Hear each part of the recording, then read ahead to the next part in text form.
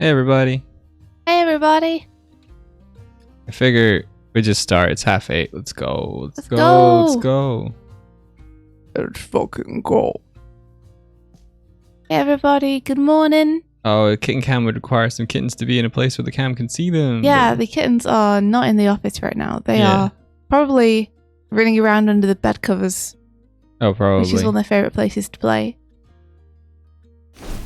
How are you all doing? Oh, let's bring it closer. How you all doing, everybody? Yeah, how is everybody? Happy Thursday. It's Thursday today. Happy Thursday. Oh, look who decided to scrabble up next. Hey guys. Yeah, the kittens are now in here playing, but they're not sleepy at all. That was too big. They're very not sleepy. Hang on. Kitten cat. Kitten cam. Kitten cam. And Dostra Q says, hello, remember me? Oh my gosh, it's been a while.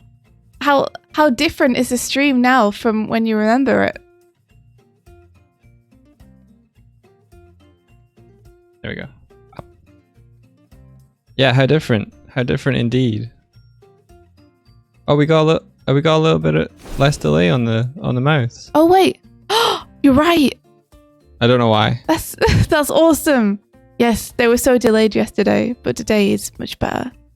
It might just be I don't know what it is. But I didn't do anything to fix it. Well, that's loud. Raid incoming. Uh-oh. Dostra Q, how are you doing? Pabro's coming in with he knows the secrets. Pink says, good morning. Oi, India, I just saw a video of a famous character designer, Jin Kim, and he uses the back of his Wacom pen to erase too. You're in the league of the eraser erasers. There you go, you see. If Jin Kim says it's okay, then it must be okay. Oh, it's Dan Jones. Dan Jones! Hey! Get him. It's a Dan! Get him. How you doing? Get him. I'm gonna go get a jelly cat. I'm gonna go get one. I got one. Yes. I got a lime. You got a lime. I got a lime. I'm gonna get a lemon. Oh. Okay, jelly cat, I've saved you. Oh! Oh no! What happened? What happened? I got booped. Did we do it? Difficult to say. Welcome, Raiders. Oh no, Welcome in, Doig. everybody. I'm okay. Did you get killed? Yeah, I think I hit the killing floor, Doig. You hit the killing floor. Hit the killing floor. Oh no. Oh no. Oh no. That's okay. Is it? Yeah.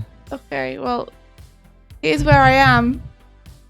We got a little bug where if I hit the killing floor, I just disappear. But you can see where I am because of my amazing particle effects. How's everyone doing? How you guys doing? How y'all doing? Thank you so much for the raid. How was your stream, Dan? What were you playing? Look at this guy. Oh my gosh, Kuma's on top of Doig's antique. Walking around on it. Don't go. Oh, Hinka Pink is gifting a tier 1 sub to Dan Jones. That's amazing. Thanks so much. Aw, Hinka Pink. Oh, buddy. Welcome. Shout out, please, for Dan Jones. You played some Rogue Legacy too. Is it good? Is that good? I've never played that before.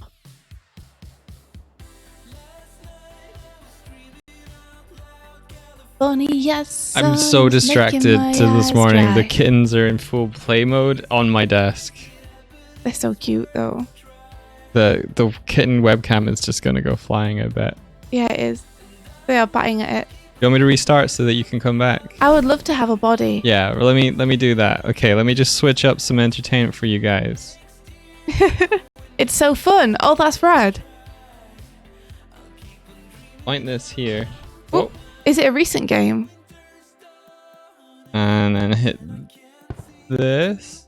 You get kitten. Then I undo this.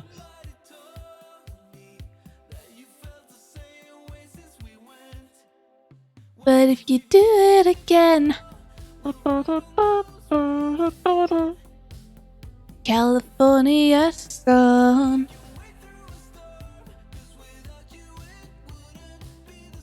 Get a kitten butt. Get that kitten butt. Yeah, get that butt.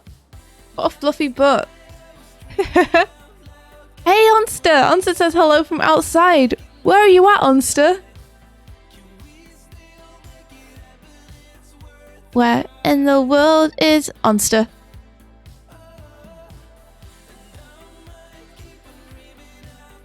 Yeah, so how's everyone doing this fine Thursday? If it is indeed Thursday, I think for some people it might still be Wednesday night. They're fighting. Oh, they're playing.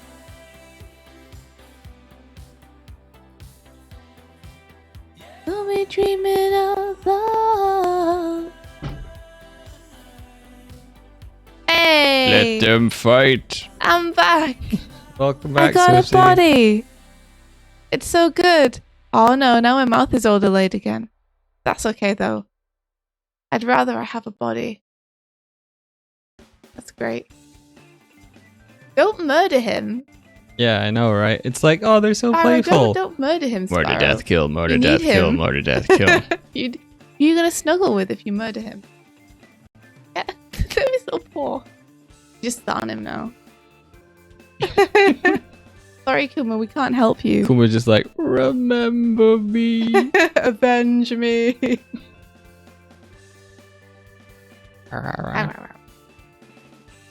Got you. You got you.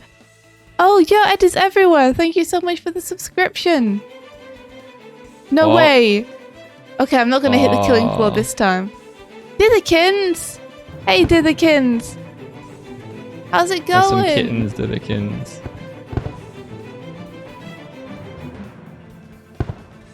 Dan Jones and Divikins at our stream. So honored. Thank you, guys. Thank you so much for the raids.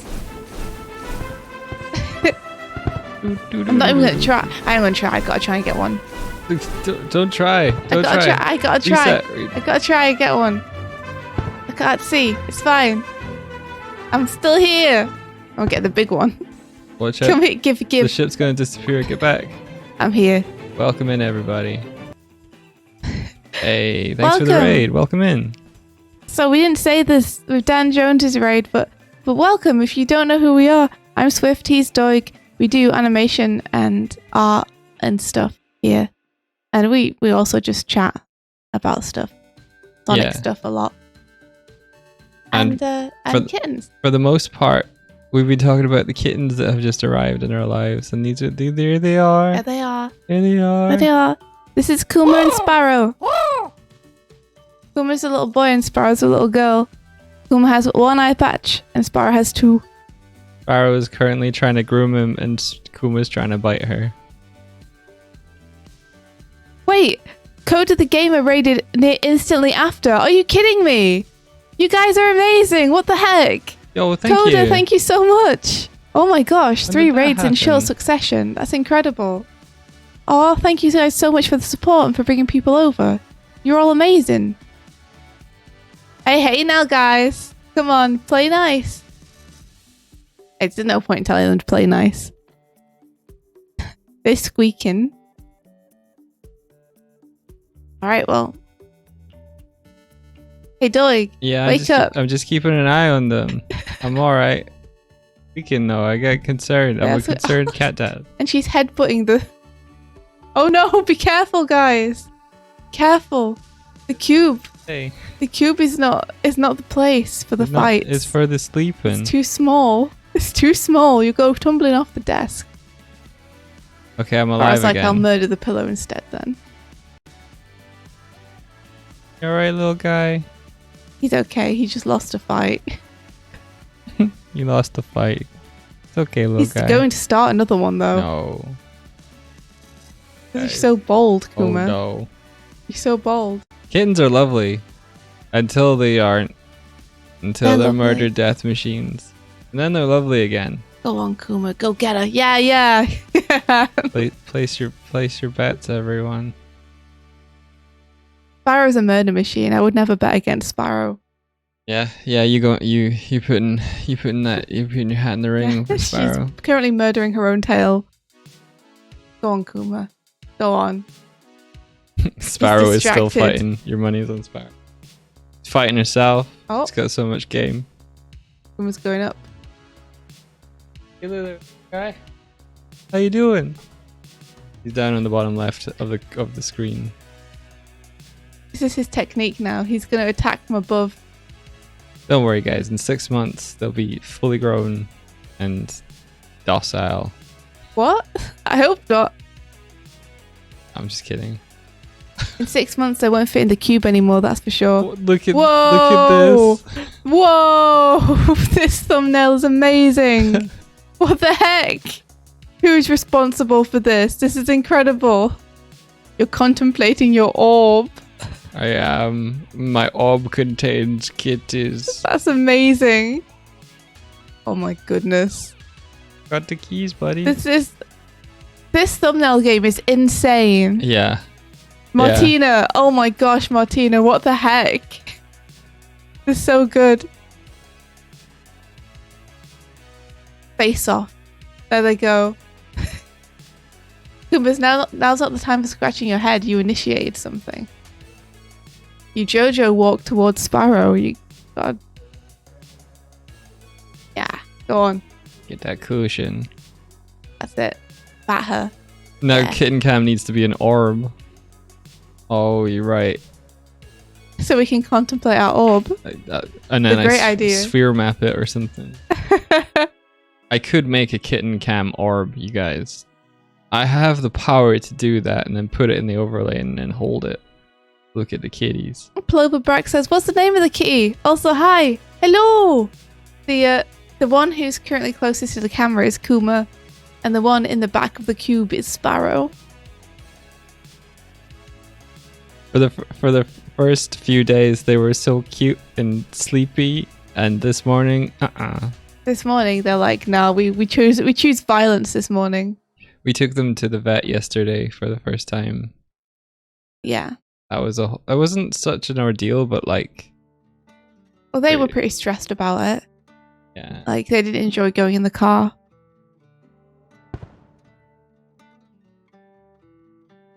Oh my gosh, the camera's like, I can't handle this violence. Just pausing it. Yeah, it's glitching out, huh? Yeah. Sorry, you guys. Camera can't handle the violence. We're like trying to stream, but we're also like two parents watching two kids fight. Come on, Kuma, you got this. Yeah, you got this. Come on. It's so dramatic the way it freezes. Look at this. Look at this action freeze frame. Oh my god. Too much motion. They're too fast. Maybe that's what it is. Maybe it's like I can't register all of these frames. Yeah, there's too much. There's too many pixels changing. What kind of camera do you think I am? Love the little sound of the bonk against like the hollow wood where they've just like moved and headbutted it. I don't like that when they headbutt it by accident. I'm like, oh no. Oh, Ploverbrax is the one who made those animations for you, Dithikins. Oh, Ploverbrax, they were amazing. They were so cute and wholesome. They were beautiful. Incredible. Weave says I got 1,000 channel points on Sparrow. Yeah, I mean that's a safe bet, honest. I don't know. Kuma's got the weight advantage. Yeah, Kuma's strong, but Sparrow's super fast and she's got the killer instinct. I just heard a k. Okay, guys, come on now. Get off her face, Kuma.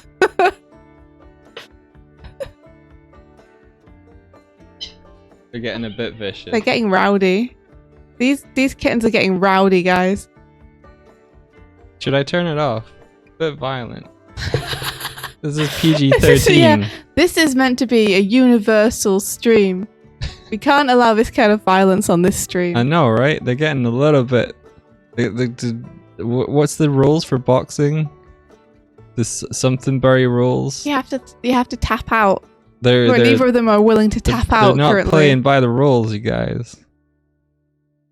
Can you hear the little squeaks? Ow. Can you hear them when they're like, no, stop? Kitties are being spicy. Hey Kuma, what's up? What's up, little man? In there upside down being like, you can get me. Yeah. I know you can. They love playing. Kuma always is at like the receiving end though. Peter Steve says, I mean they are tapping out a lot. That's true. They are breaking between matches. Between sparring rounds. Yeah, maybe we should get them to go to their own corners and then we give them advice. So Sparrow comes out, gets advice from you, and I get like a wet towel and place we it give it over like little Kuma's. shoulder massages. Yeah. You know, she's got a weak left paw. You got to come in from the left. Oh, they're getting sleepier now, I think. Yeah. It's funny though because like there's points where Kuma is just like he's just sleepy and Sparrow's like, I'm gonna get your tail, I'm gonna get your tail, I'm gonna get your tail, and he's just like, no, he's like, no, please. He's just like I'm on trying the to floor. sleep. Oh, just don't fall off the desk. We feel so worried every time they like teeter close to a desk. Yeah. Throw water on them. Oh, they'd hate us forever. I'm just gonna let this fight happen. Oh my gosh, they're so loud. They're so rowdy today. We can't stop them though. Look at them. They want this to happen. They're being a lot more. They're being a lot more aggressive than ever. Should we split this up? No, they're just being more vocal though. Don't worry about it. Okay. Like kittens play like this all the time. Like they need to learn to establish boundaries between each other, and they're also training one another to fight. I think this is it's a kind of fight that would be better like with more space. Hey there, Sparrow. Sparrow's gone under the desk, probably for a sneak attack. I feel bad. I feel bad broadcasting this a little bit. Yeah, it's play fighting. Don't worry, Doig. I know. They're having fun together. Stealth attack. Yeah, like they're obviously both okay with it. Not like they're running out of the room to get away from one another or anything. That's true. Yeah, if they were going too far, I think they would. Yeah, they could stop anytime they want. It's a fight for the cube.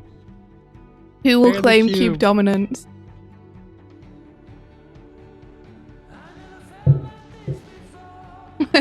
I don't know who won that one. I don't know. Kuma's initiating some of these.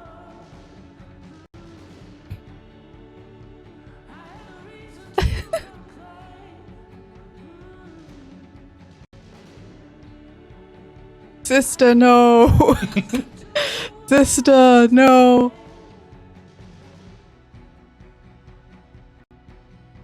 Yeah, they are so cute.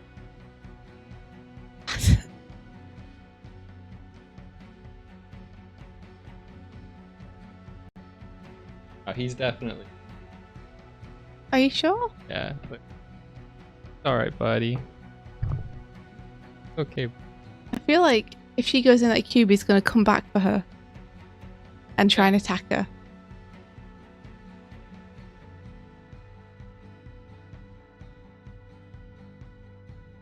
Yeah, he's not up for it. You don't think? No. He doesn't have to engage. But he's kind of going for her. You let him sleep. You're projecting so hard onto Kuma right now. I'm not. I could tell. I'm gonna get her.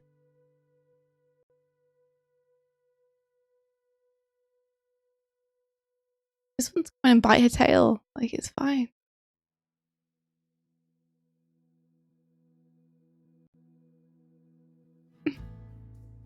Attack me instead. I volunteer as tribute.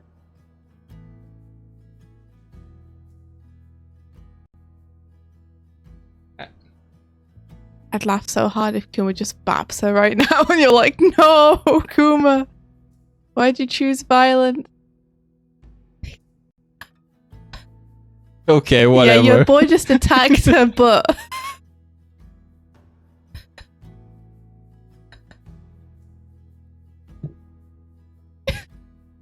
I think they just playing Doig.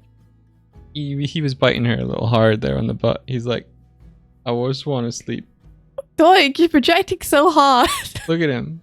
So cute. Look at, he's attacking the pillow. All right, whatever. Okay, whatever. Brother, help me. It's a cheap move. The butt bite is always a cheap move. Yeah? Yeah, guys? They're just like... So cute, though. The pillow is evil. The pillow is the real villain here. It's out to get them. That's what they don't know. Alright, well, I mean, I guess while they're fighting... Do you wanna hop over to the art side? All right, okay.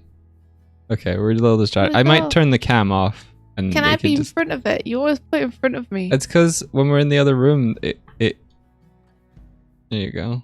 Yeah! Awesome. This. I can stand here and do my thing. Yeah, I go and turn it off. Turn it off until they're done. You only want to show the cute side of them. Yeah. You don't want to show the bloodthirsty side of them. But that's an important side of them.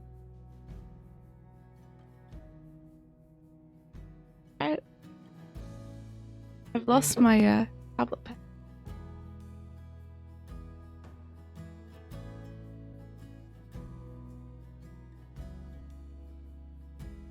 Doig, they're having fun. Almost tapping out. Doig, you gotta let them do their thing. Okay, but You gotta relax. I feel like Kuma's like, I just want to be in here. I just want to relax. You gotta let them. Sparrow's like, no, I'm gonna get you. You gotta let them hash it out. They're brother and sister. Like, all right, okay. So what are you working on today?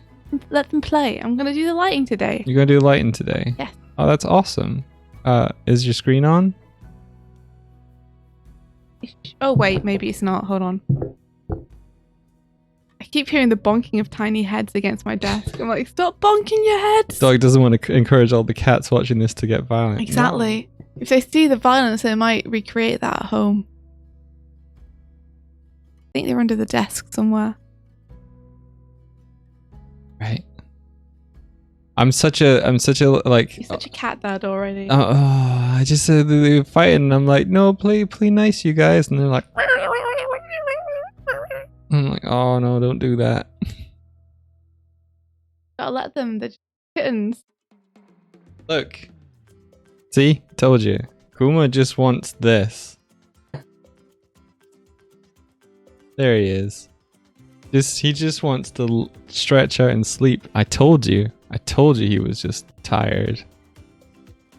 So you gotta let them play, dude. Oh wait, that's Sparrow. Yeah, you gotta let it go. You're projecting so hard onto Kuma and what you think his intentions are. He's coming. Like, he's totally in play mode. He's jumping all over the place and chirping. Trying to get to her. Yeah, you're right. Just let them be. Well, maybe Sparrow is just wanting to rest, and Kuma's like in her. You'd make a great editor.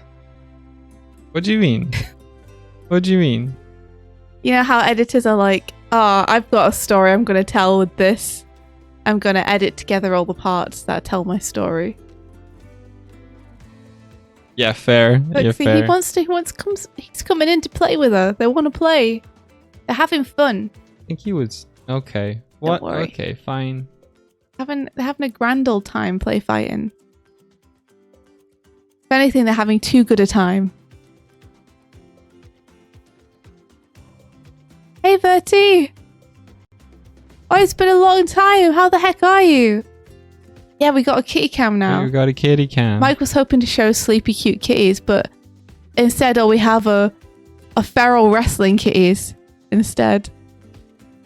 Both trying to claim dominance. Kuma's a little gremlin, don't believe the baby eyes, says Weeb. It's true, they're both gremlins. They're both demons, don't let them fool you. Yeah, I'm letting them fight. I'm just like trying to catch them if they're gonna go scooting all the way out. Peter Steve says, I remember my dad lived in a barn as a kid with a lot of cats, and one day the cat he really liked, since the cats were outside cats, the cat went outside and would always come back with a little battle scar, so one day they saw the cat was hurt, rushed to the hospital, then he went back outside. This time my dad saw him, he had only one eye. No! Then the cat went back out and never came back. Since they had a lot of cats and mice, the cats would always get into trouble. Oh, that's so sad. Aww. That's so sad. Oh no. I kind of want to like stick a cam to the collar or something, right? And see what's going on.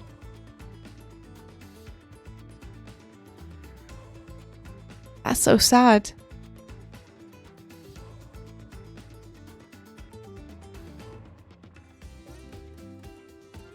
Who's in there right now? It's Kuma in there, isn't Kuma it? in there, Yeah. and Sparrow chasing Sparrow's like.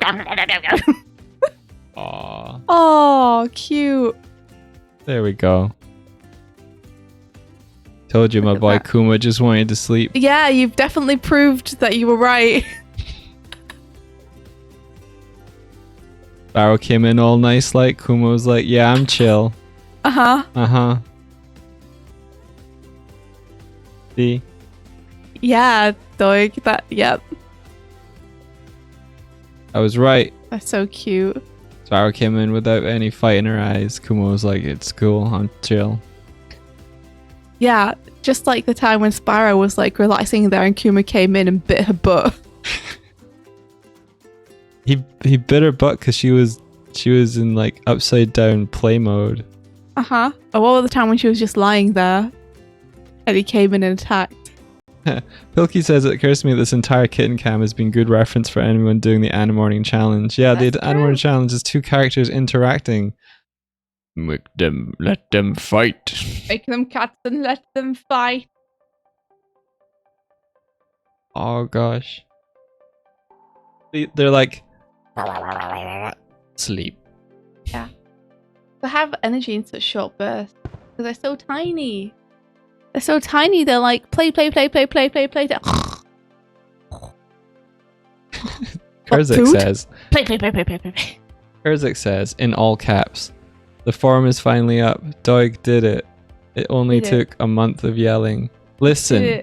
Like, I'm so proud. Thank you. If I'd put the forum up that time ago, it would have been up for a month, but we wouldn't have done any of the streams for it. Oh yeah, we should let people know though, for anyone who's interested in joining the Animorning Challenge, which is like, it's a fortnightly animation challenge that we put out, where we give people a theme or an assignment, and they animate it in their spare time, and then we critique the entries at the end. If anyone wants to take part, we're now running it Saturday to Saturday, instead of Monday to Monday, because we realised that because Mike has a lot of meetings now in the mornings, we probably won't be able to run over like we have needed to with previous Animorning challenges. So now they're going to be weekend morning instead. Yeah, ideally fortnightly.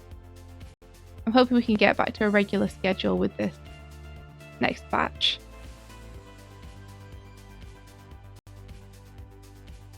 Well, this Saturday I have reviews. No, next Saturday. So Saturday the 14th, is it? Or the 15th?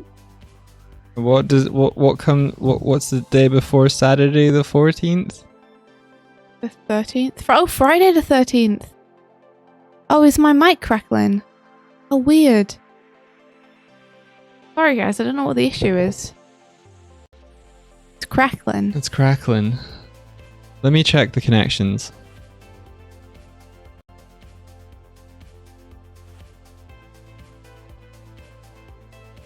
Mm.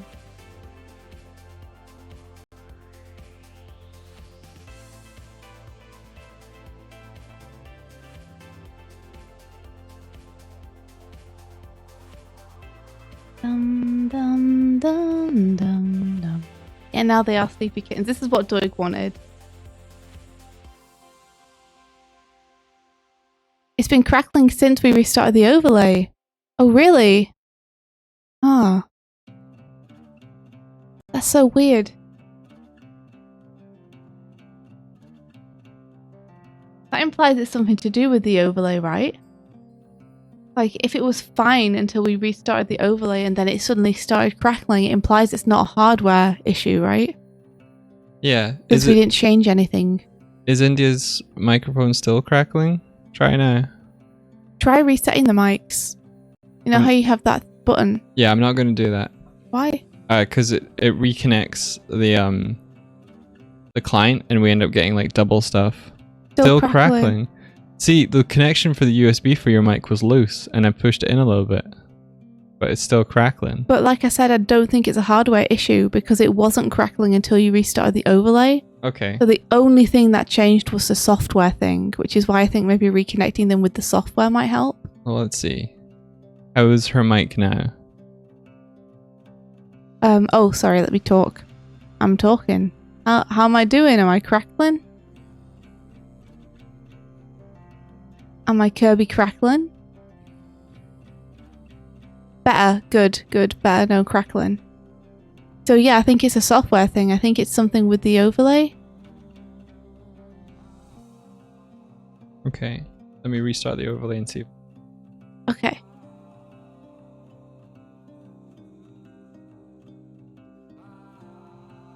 It must be something to do with the overlay. But in the meantime, tell me guys, what are your plans for today?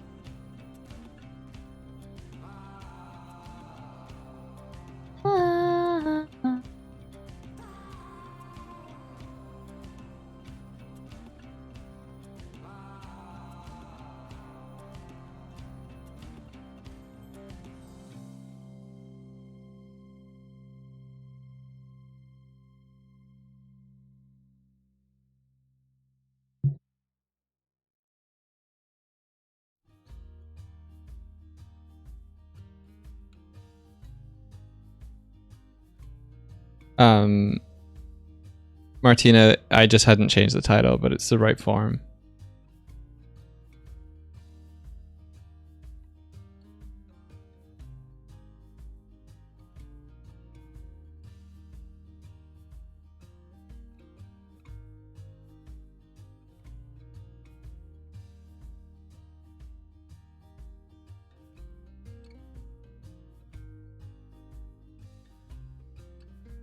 See, Tip says today I'm going to animate a comet and get some 9V batteries because the fire alarm died last night. Oh no!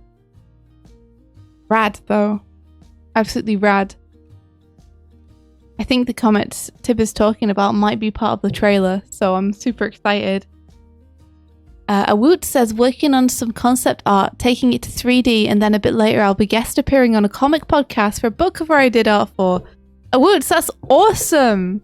Yo, do you want to drop the link for the comic I can speak. Comic podcast that you're going to be on? Let us know what time it is. Kinky Pink says, animating water and dying. Oh no. Martina's going to pick up your new glasses. That's awesome. I hope they're good. Is it a new prescription?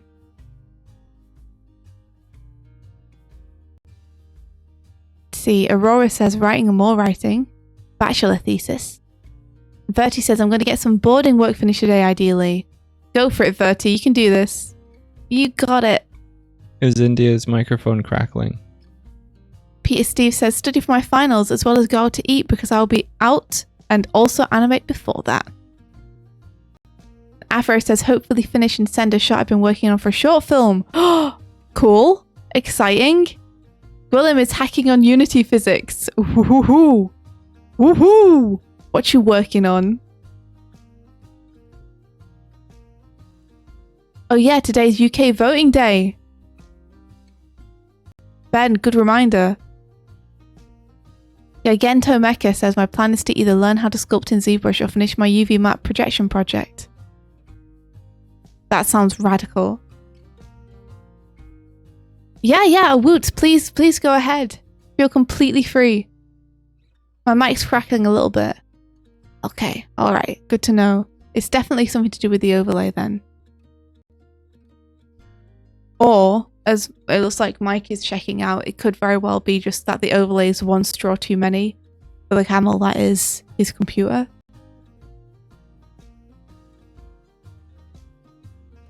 Yeah, everyone in this chat is always incredible. This chat is way too powerful.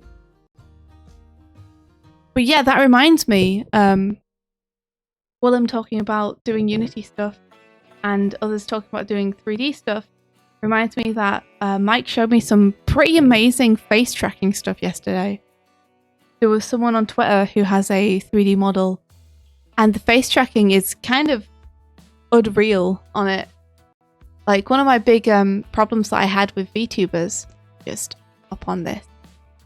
One of my big problems with VTubers is that I kind of always felt like the movements felt unnatural and a bit jank and weird sometimes. Not that I'm one to talk, but the tracking always felt a bit off.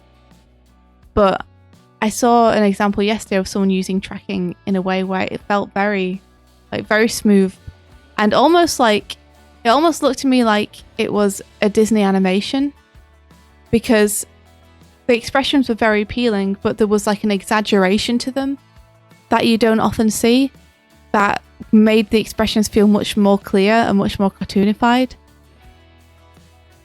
It was very cool. Can you remember who it was? Who did what?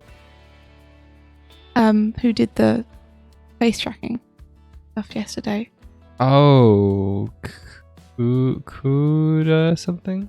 I can find it if you want. Yeah.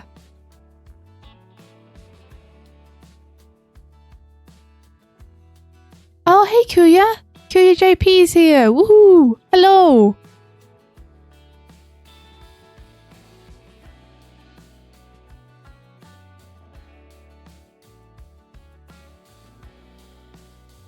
Did you see what Giganto Mecha said? About setting the priority? Yeah. Yeah, I just did that. Awesome. Oh, look. Our mouths have synced up a little bit better now. Have they? Oh, mine hasn't. Mine has. That's good. Oh, here it is, says Awoots. And then Awoots has dropped a YouTube link. It'll be starting in 2 hours. Okay, let me get that open on a tab. Kuya, we didn't found it, but I think we're part of it. I think it was just something... Caracas Dragon? Oh, no, I'm failing on the name. Oh, yeah, the 2D Animates team? Yeah, we didn't found that, I don't think. I think Clyde invited us to that. Clyde was the one who was the partner who set it up. Tip says, yeah, the iPhone face tracking has a very unique look to it, but honestly, it all ends up looking the same as other iPhone tracking VTubers and feels a little jarring to me. What is it that feels jarring about it, Tib? I don't think I'd ever seen it before, so I was super impressed with how clean it felt in the expressions.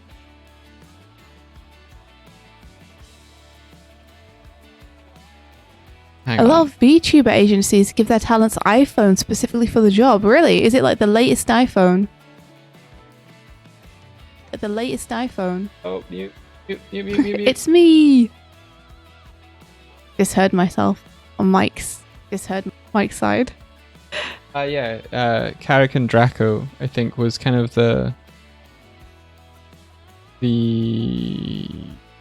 driving force behind setting it up, but Clyde was the one who had partner at the time that could set it up. To be honest, we haven't really done too much with it in like the 2 years that we joined it, and there's been no new members.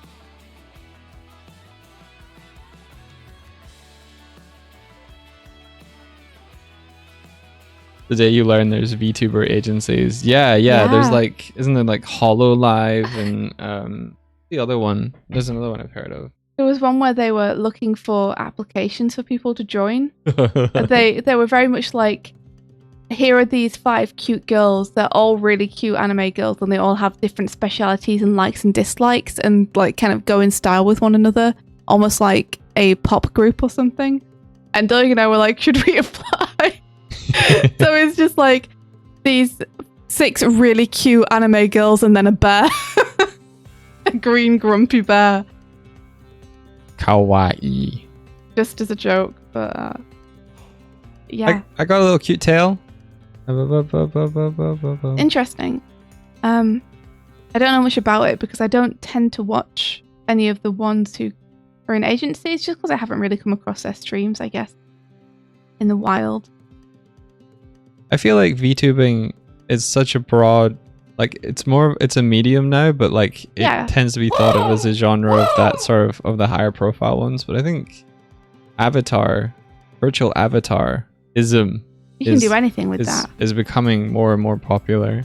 I think because people are just tired of being on webcams. Why? Yeah. Well, why be your boring human self when you can be anything you would like? You could be anything. Especially as an artist, it's like all those OCs that you've been storing up for years. Now is their time to shine. Yeah, if you think of the trends of like streaming and stuff, like getting a decent webcam and like really pimping out the room that you're streaming from has been a big thing. But that costs a lot of stuff. Yeah, it's expensive. I mean, VTubing is also expensive because, as people are saying, you need like the latest iPhone. You know, you have to, if you can't make a model yourself, you have to commission one for thousands of dollars. I know he says I stream my hands. Yeah, keeping it old school though. I respect that. Like, you do it how you can do it with the means that you have, right? Just like, you know, Doig built what he built from what he knew he could do. But counterpoint, good VTuber models cost a lot more money, lol. Yeah, they do. Yeah. They do cost a lot of money.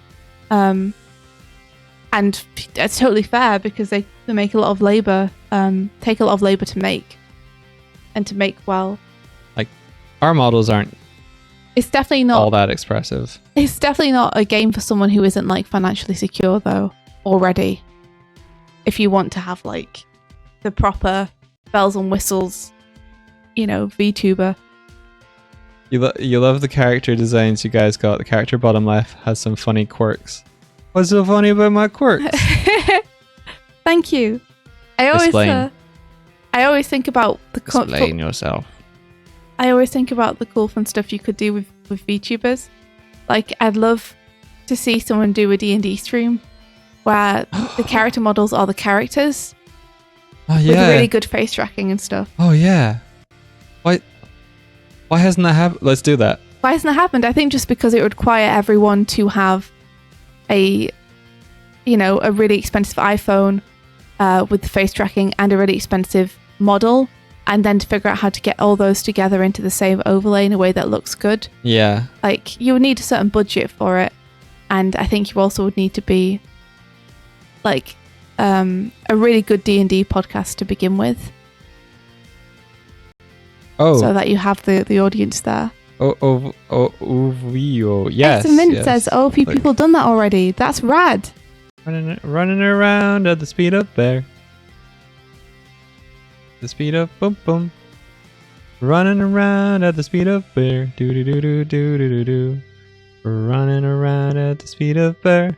Gonna get the bird that's over there. And we're going together and we're going over here. And we're going together and we're going over here. You know, one day I'm gonna be able to get some work done on this stream. One day. And that day is not today. God damn it. And that.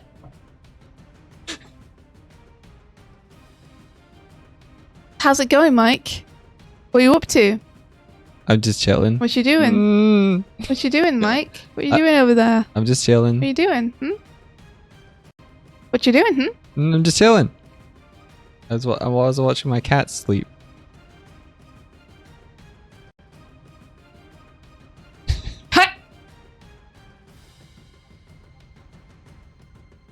You deserved it. How did I throw you through the window? I don't know. Anyway, enough of that. Yeah. Welcome back. But to the thing we're meant to be doing. Hey, India. Yeah, Stay there. I'm not gonna pick you up. What are you gonna do? I'm not gonna pick you up. I learned a thing. What you doing? Stand there. No. How come? What you doing? I'll show you. What is it? It won't do anything to your model. It won't do anything. Is it? It won't do anything. What you doing? I won't tell you till you come over here. You gotta stand here.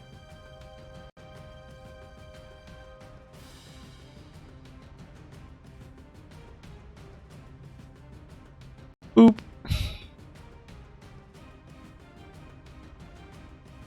Boop. I booped you on the nose. Boop. Do you even have a nose? gonna get you. I'm gonna get ya! I do. I have a beak. Is that your nose? It's my, yeah. Right, yeah. It's my beak. Peck, peck. Boop. Stop booping me. Boop. Stop booping me. Boop. I like that I can just...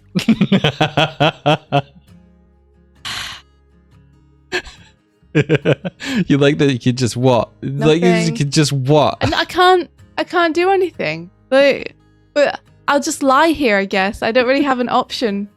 I'll make it so you can reset. Uh-huh. Will you make it so I can throw balls at you? No, I didn't think so. I'll just sit over here and, you know, do the thing that I've been trying to do. Okay. Yeah, no, we gotta focus now. Focus time. 45 minutes focus time. Did you ever show people the VTubing if I was talking about? Oh no, I'm still trying to find that. Oh, that's what I was doing. Maybe I'll just do a history. Just do a history. History.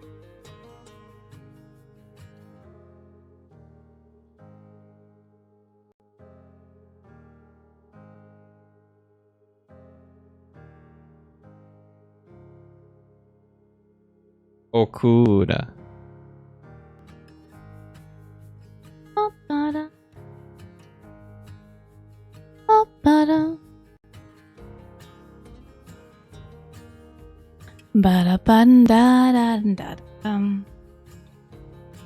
You believe the rigger's name is Okuda? Yeah, I think that's ringing bells. Here. Game Dev Adam says, here I am in a meeting trying to answer questions and I see these two yeeting each other and trying so hard. Good luck with your meeting. Ah, Felix Boltwood, thank you so much for the subscription. That's amazing. Thank you. Thank you. And for those of you that don't have an inkling to support via Twitch, there's a little Ko-fi thing as well if you want. Can you show the thing on screen so people can see? Oh, I yes, I can. Yes. Thanks. There it is. There it is. So that's what I was talking about a little bit earlier. I think it's very impressive. And this is all through phone tracking. Yeah, so it's phone tracking for the face, and it's this thing called leap motion for the hands. It's so cool, like so that you can do that just through looking at an image. Yeah, so the hands one is a little thing that goes on your desk below your hands, and it registers where you're moving your hands over it, which I think is a really like unobstructive method. Yeah. Don't know how much they cost though.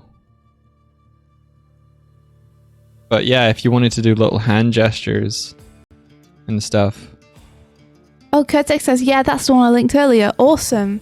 Kurtek knew way ahead of time what we're talking about. Oh, yo, PubSub is errored. So that means that if we do try and do like a bomb, redeem, it doesn't work. It doesn't work. But then if I press this button. Yeah, you hope it's making a lot of money. Yeah, me too. They do really good work. Then the Bombo works again. Yeah, cool. I'll just make it automatically reconnect if that happens. Michael Bogg says, Apple spent some dev time on AR stuff. I guess it paid off because this is really impressive. So is the leap motion from Apple? Or is the leap motion, is the face tracking thing from their phone? Well, face tracking thing is definitely from Apple if it's from an iPhone, right? Well, I said it's for the face tracking is definitely Apple because it's an iPhone. Yes, yeah. I thought they were talking about the leap motion. I wasn't sure.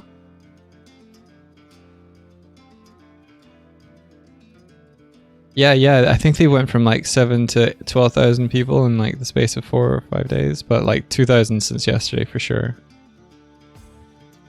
Because their work is so good. Like, holy crap. I bet they have a ton of demands now. Doug and I were going to see if we could maybe just ask them for some tips and stuff. Because Doug and I would love to have versions of our bird and bear that we can use to play games with, so we can be hands-free on the controllers. Oh, cool! They went into it. They went into it.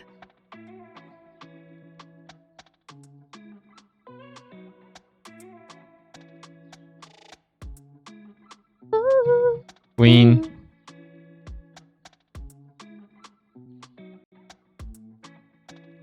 But yeah, it's all 3D, India. Super impressive. I was curious about how they approached the eyes. Yeah, I thought the eyes were 2D. I thought it was like 3D head with 2D features. Really weird when you see it at a certain angle.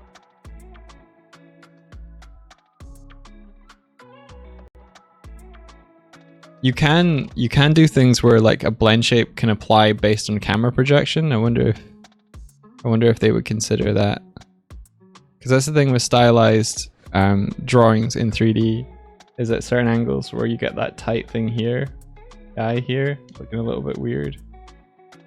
But Betty said, Indra, I thought you'd say so we can be handsome instead of hands-free. I just want to be able to have, you know, different versions of us that use face tracking, so when we play games we can be handsome. Tiff says, yeah, turns out that tech, just gotta scroll up one sec, that all the tech Apple designed to steal your face and save all your facial data to sell to people also has some pretty cool artistic purposes. Oh no. All the stuff that people are using to develop deep fake technology.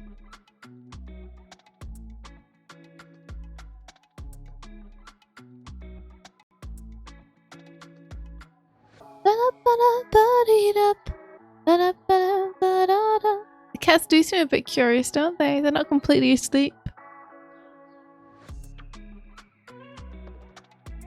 If you say handsome face, it sounds like he who farted in Swedish. Handsome face. How was that? They're just sleeping, not frozen. Yeah. I learned that most of what they do is doze, but they're still active and alert. It's only like around about the quarter of the time when they're asleep that they're actually asleep. And we've actively seen points where, like, if Kuma's laying down, but his head is upside down, his little eyes will open, and you can see like the REM, like you can see the little. Pretty creepy. Yeah, you can see his eyes doing this.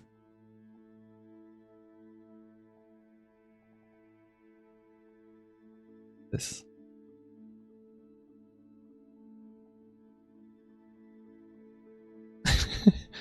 Battle oh my for gosh. the cube. Battle for the cube. That's so good. That was an awesome thing to choose to draw from today's stream. Oh my god. The battle for the cube. The fact that you can show that eye movement is awful. Yeah. It's all leading up to this moment. I think we can safely say that they both won. Looking at them now. Yeah. So who's your favorite? Can we stop asking me that?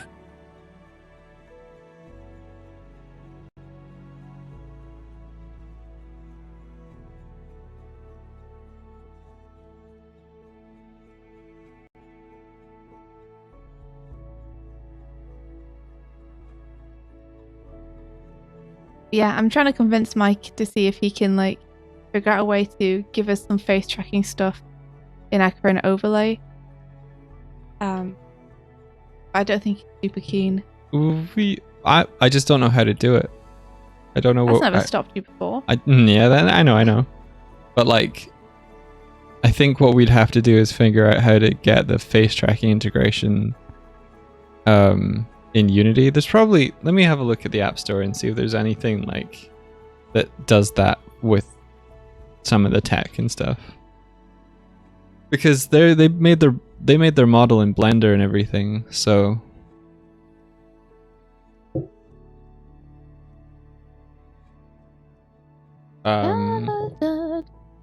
Oh, the sub meter, Verity. That's like a goal. So if we reach 450 subscribers in the month, then I think it unlocks a new emote slot. And the next emote slot that we're gonna unlock is something called Sag Bear. Yeah. Which is a really derpy looking bear that India's designed. Right. What was it based on? You. It's just a really saggy version of you, for when you're disappointed about something. And there's also a sag bird, which is just a really saggy version of me. It's real dumb. I just think it's funny. I'd want to integrate it into the Unity project either. I want it all to be self-contained. I don't want to have to run multiple stuff. But I am a little bit concerned that we're getting some vocal fry and vocal crackle when we're running the overlay. Yeah, we need to figure out what that is. Ditherkin says, quick question before I pass out. You both seem interested in face tracking options more than just a passing fancy. Which purposes are you looking to use it for? Do you want some more traditional VTubers or to integrate it into the Unity project?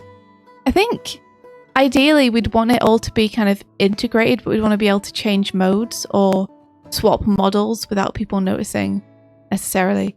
The thing I want to use it for is just, I love streaming like this, where I use my controller to control the character. But when I'm playing games, which is something I want to do more on our channel, I can't use the controller to control my character because I'm using the controller to play the game instead. So I'd like there to be an option that I have there to be able to still have our characters on screen when we're playing a game, but to have maybe the face tracking take over there instead. I had an idea about that as well. I saw someone link it up, do it. I think they might have done it in one of the other VTuber things, but they put a controller in their hands, and when they press the button on the controller, their character presses the button in their hands. Oh, that's rad. I think I can do that really easy. Yeah, that's cool.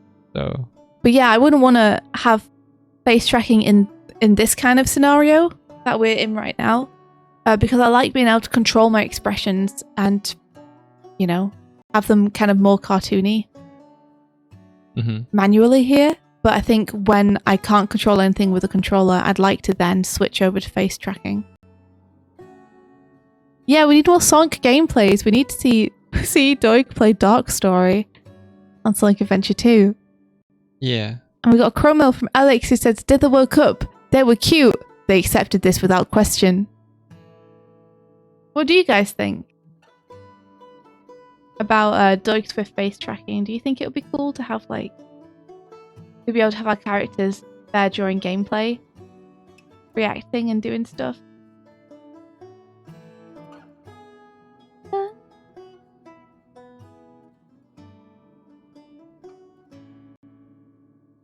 If I could somehow get the information about where you have your pen on your NDI thing, then I could probably map it so that your character actually draws where you draw.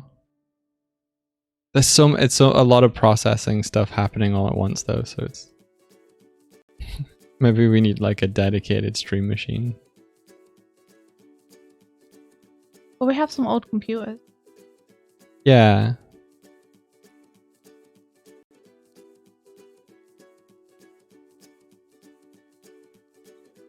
Yeah, I don't know if the naturalistic movements would fit our cartoony vibes. Don't know what? Evan Waffle says, would the naturalistic movements of face tracking fit your cartoony vibes? Because there's something quite fun about doing stuff like this, and I wouldn't be able to be like all the time. I think it would work, yeah. I actually think it would. I think you just have to make sure that you tweak it a lot. Like, you need to be able to get in there and tweak the values a lot to really make it cartoony. Have we played Gartic phone animation? I think we did a little bit with Tabisco. I don't know if we did the animation one. We're in Ross's server. We've just never kind of been around or available at the time slot that he does them. He said he was going to do some Europe ones, but they're few and far between. And they're always kind of like, oh, hey guys, I'm doing it today. I'm like, all right, cool. We're not we're not like we need a little bit of forewarning because we're busy. Pilkey says, isn't Ulster doing that for drawing in terms of the Cintiq tablet stuff? And Valley Dweller says, please do a wobbly antler test if you do it. Yeah, just make your antlers flop all over the place. It'll be great. What was that? Wobbly antler test if I do what? If we do face tracking. So oh, right. Okay. we try it. And Awoot says, so this tutorial sets up for virtual reality via the BMC data, but VC face can be set up to send or receive BMC data as well, so you don't need to worry about the full body stuff she talks about. Okay. Thanks for the link to the tutorial.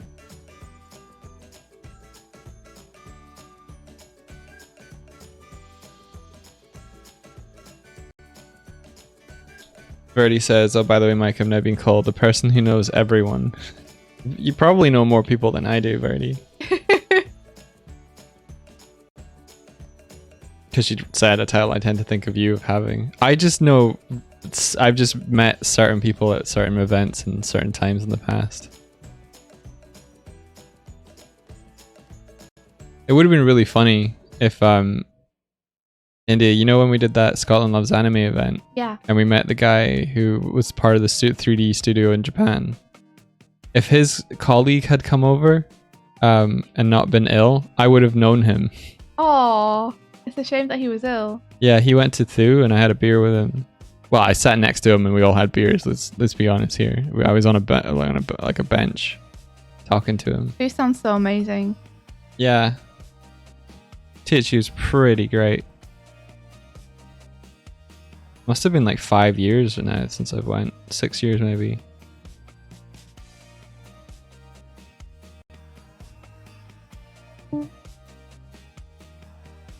But that would have been really funny. I would have been like, hey! And he would have been like, huh?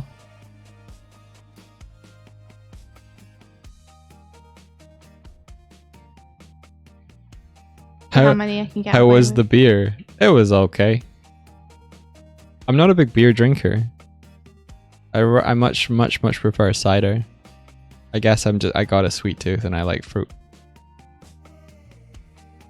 I'm that bear from that thing. This bear didn't exist back then.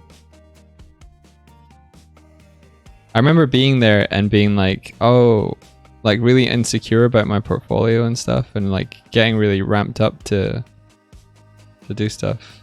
Like one guy had a book with his portfolio printed in it, like it was an actual book, and I was like, geez, that's so cool. I want to have a book. Must have been expensive to do though. Not a portfolio in a book, just I want to have a book. And now I have my work in published things. Yeah, you do. Yeah.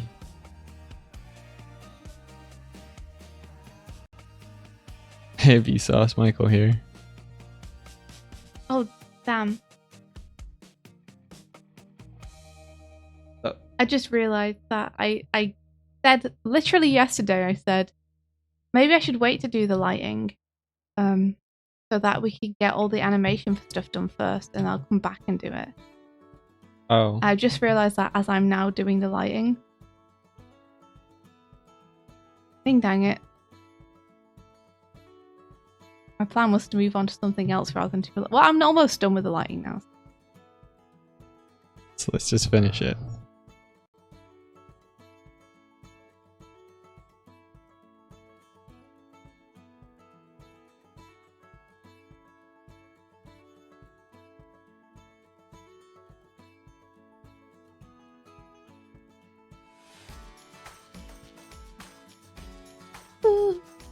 Well, I'll work on the cinematic sequence then.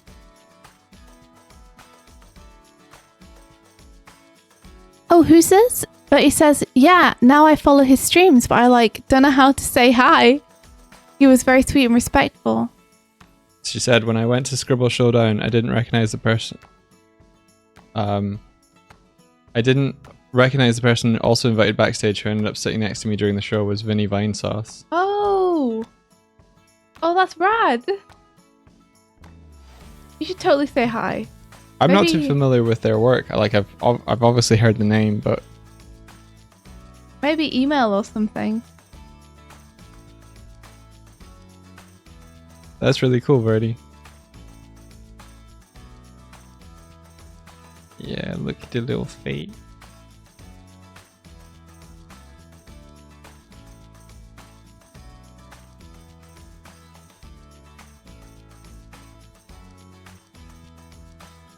We weren't sure whether to pet them when they were asleep or just let them sleep, but now we can't help ourselves.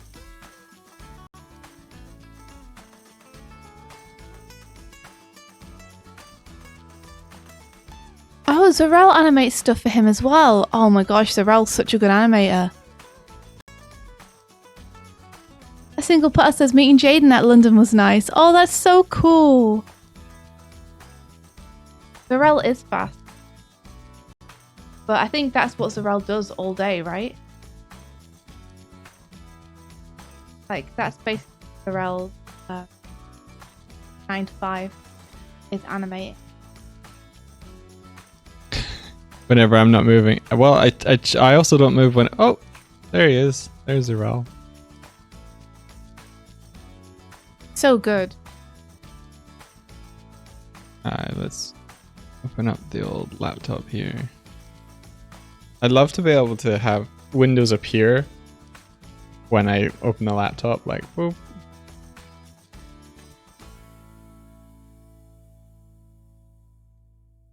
In cam.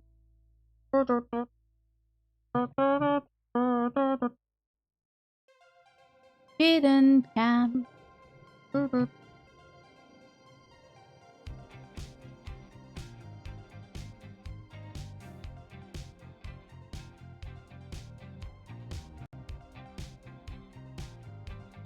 Thank you. About to tidy that.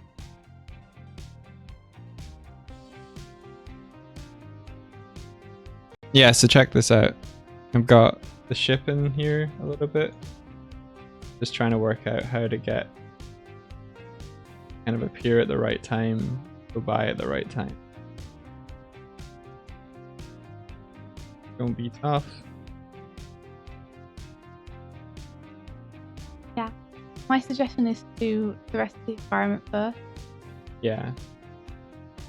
Let's start doing like assets that we'll use for the books and the columns and stuff.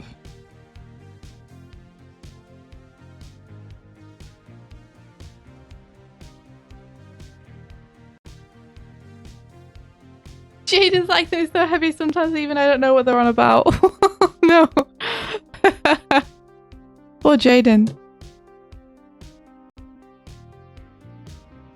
Yeah, Zeral's fantastic. Truly, like, such a good animator. Bertie says, Jaden tried to shout me out to Jaden.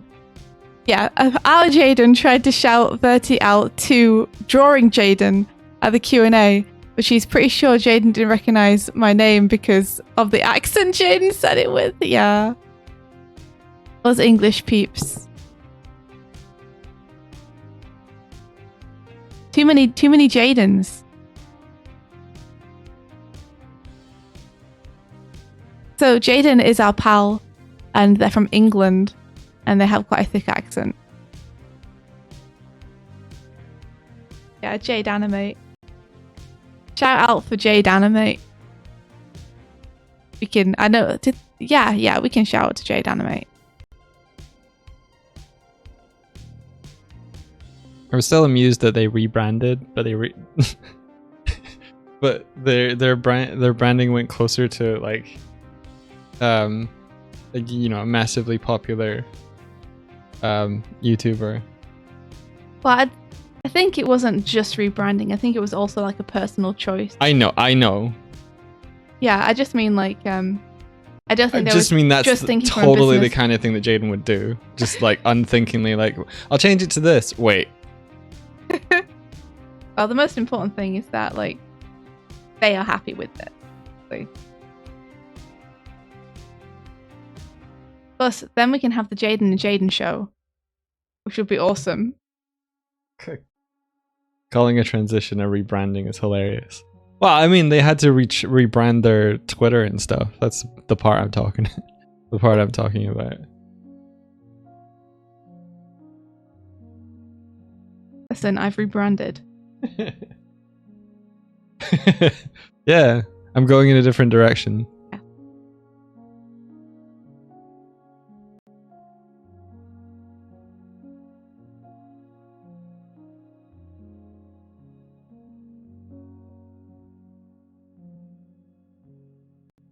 So that's going to be a 1.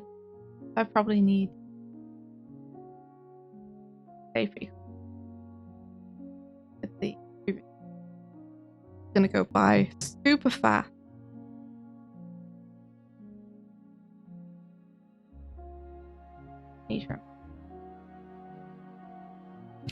What he says, I by the way. I can't do the accent.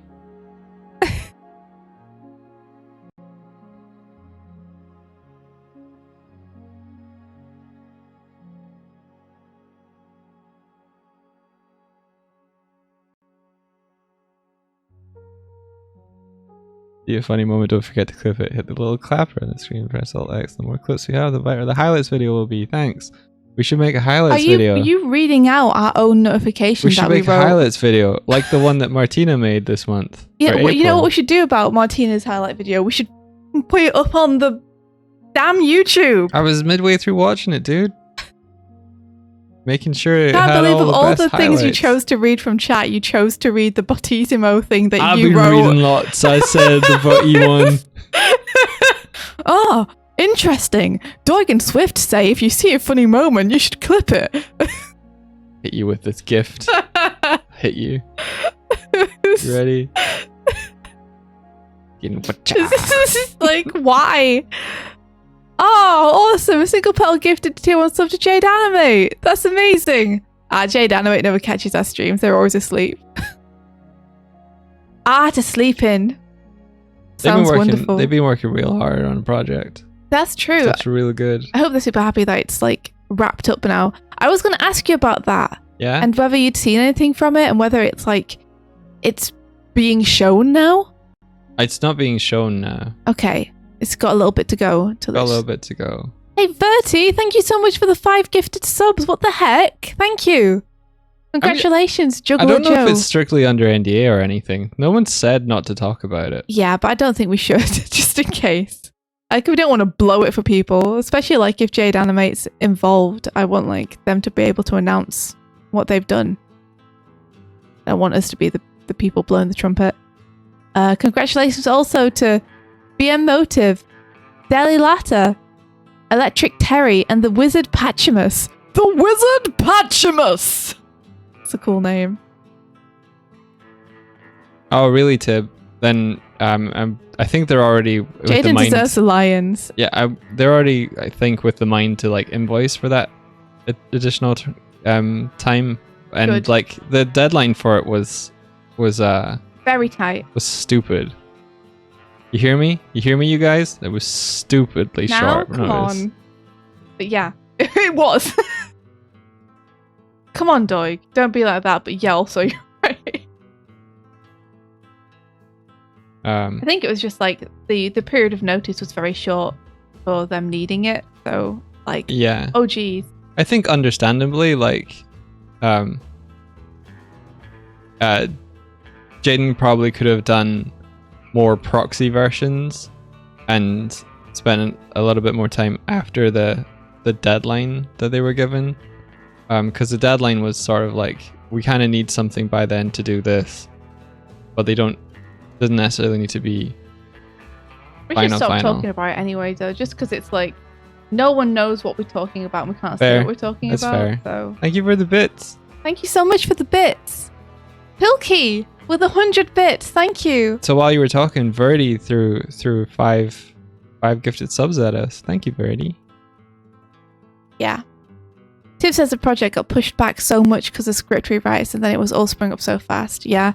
I had something similar happen recently, actually, where there was something I've been meant to be working on since like last year. And I just got the go-ahead, but they gave me the go-ahead like 10 days before they wanted the final thing. And I was like, I've been trying to contact you about this for like 5 months to get deadlines and details from you. It's just I think a lot of the time it's just what comes up and what's the current fire that's being fought. Yeah, it's like it's an avalanche of stuff, I think, and the artist ends up being at the end of it, Yeah. the one who has to kind of make the work. But that's why it's up to the creatives to say no. Be like, no, I can't do it for that time. And that's the fear. The fear is like people will think, oh, well, they can't do it. I'll just They've try let and us find. down, they're unreliable. Not we didn't give them long enough time to do this. I'll just try and find someone else who can do it in the time. And it's just like, well, hopefully if they get so many kind of like, no, I can't do that in that time. I can't do it in that time. I can't do it in that time. They'll be like, man, no one can do it in this time. Yeah, weird. Maybe the time is too short. The time's the problem. Yeah, like it's not even like I couldn't have rushed it to get it done in that time. It's more that I would have been able to set aside time to do it. But because I didn't know that the deadline was going to be then and going to be sprung up so fast, I didn't clear any of my time. It was like right in the midst of like getting kittens and stuff. Yeah. No, it is the artists who are wrong. Yeah. I mean, I do believe though that everyone everywhere is kind of doing their best to get this stuff through.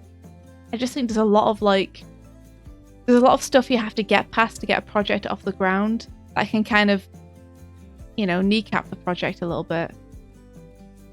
Because by the time you get everything approved and go through all the proper stuff and you've back and forth with everyone you need to, there's like no time left to actually make it.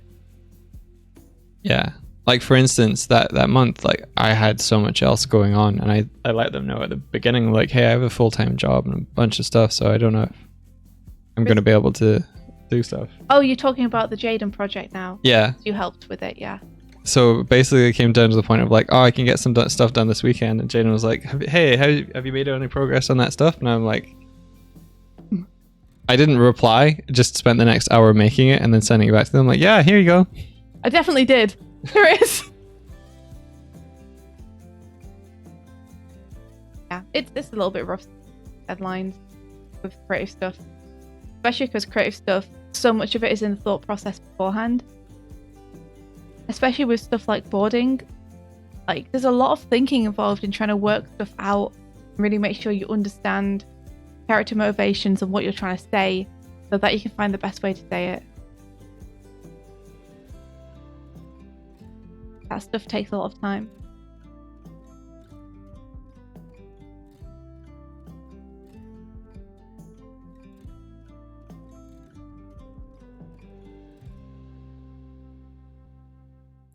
This is going to be the second 3D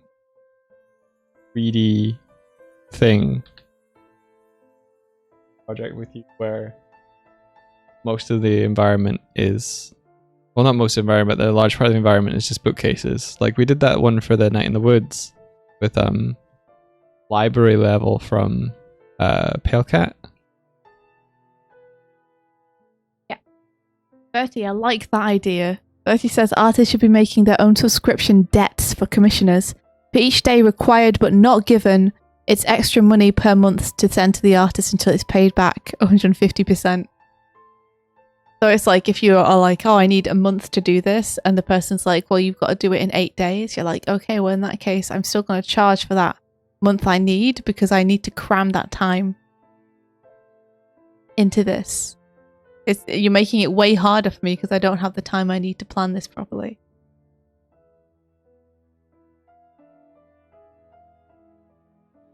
I think some artists, and some services, they charge rush fees. Yeah. A good way to do it.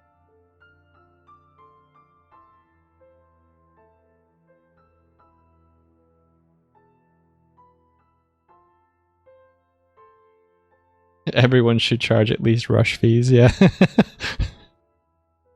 Make rush fees the new. Have NFTs died yet? No. Okay. They're still going, but it's nice that the conversation's moved on from them because I think that so much focus being put on them was helping to drive them. Yeah.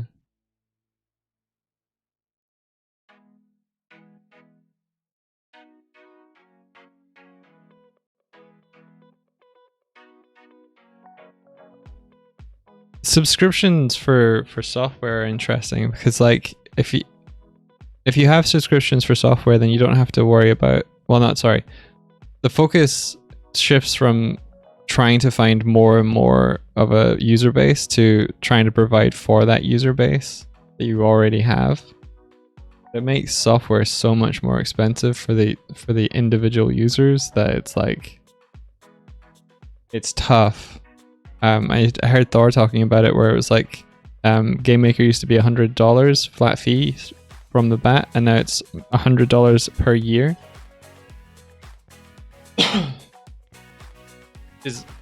Which is a fair difference. Yeah, it's big. Yeah, it sucks because, like, of course it makes sense you have to pay for software because you have to pay for the time that the devs are spending to develop it and improve it for you. But at the same time, it's such a barrier to learning. Yeah, if there's only so many users of their thing and they haven't grown year per year, then there's not a new influx of purchases. Then how do you keep supporting a company that keeps supporting additional? Maybe you just stop making more additions to the software and be like, it done. Make a new product. I don't know. You can still get $100 Game Maker Studio on Steam, which is what he recommends on his stream, yeah. Mm-hmm. Ainoki says, when artist friends are setting prices the first time, I tell them to think about how many hours it'll take to make. That's great advice. And how much they want to make per hour. Then I remind them, thinking about it, it's work. Don't forget to include that. It's true. I remember that also meetings are work. I remember also that everyone who works retail or any other job that isn't art is also paid for their lunch break. So if you're working an 8-hour day, remember that 1 hour of that 8-hour day is you getting to have a break and eat. Yeah. You don't need to do 8 hours either side of the hour that you get to eat. That is included for most people and should be for artists as well. Ooh, I just had an idea. Yeah. Sparrow. I can create an array of these single shelves. Make bookcases out of that. Yeah, your dental job paid for your lunch break. Yeah, every other job basically does. Every other job is like, you work 9 to 5 for us, and an hour of that is lunch.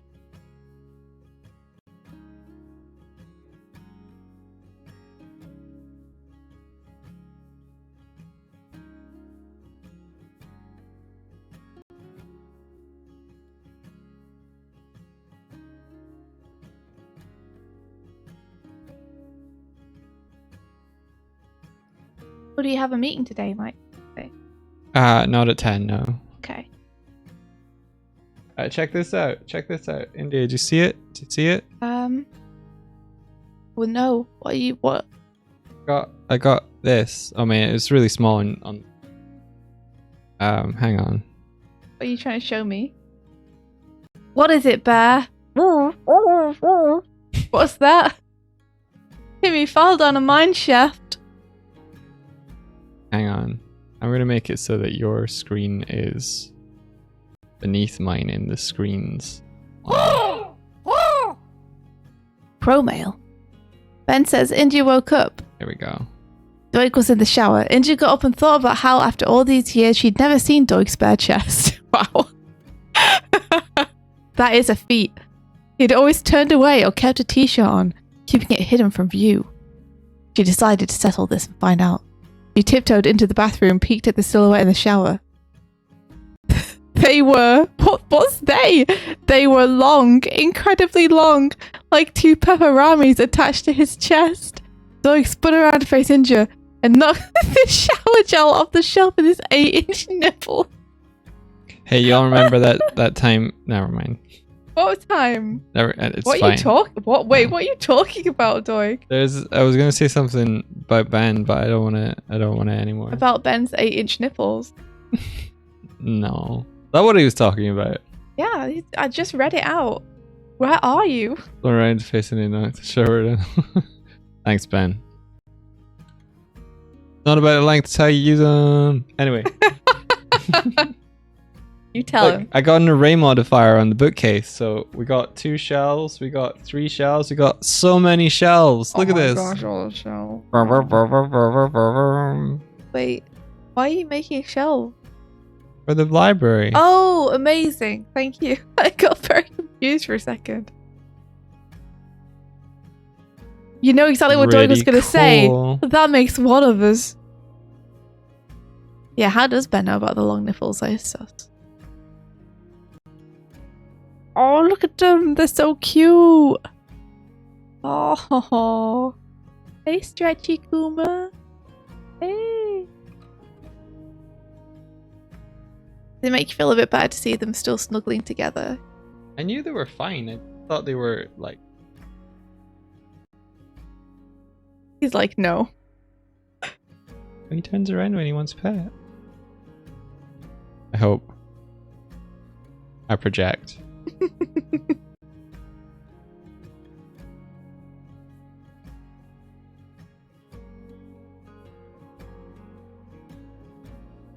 let's see if this works. Let's give it a shot. Hey, hey, let's give it a shot. Hey, hey, hey. Hey, hey, hey, hey, hey, hey. Okay. I do not stick my butt up when I want pets. And also that's... Isn't that a sexual thing in cats? No, like, it's not. It is. It's not. Isn't it? No, Kuma loves having his butt pet like that. He sticks his ass way up in the air. Does he? Okay, yeah. Fine. I thought there was a point where, like, if you pet a cat when they're in heat, then they adopt. I don't know about that. Oh, okay. But all genders of cats stick their butt up in the air when you pet their butt. The only time that I can properly pet them. Oh. Because otherwise they think you're trying to attack them. Like in a playful way. So they run away. Listen, when Mike said I'm projecting, I thought that's what he meant, so I questioned it. He does stick his butt out when he wants pet. No, I meant more that like he turned around because he wanted more pets. He's on his back now. And that usually means a belly. Aww. Hey, little guy. He's just a little guy. Mm-hmm.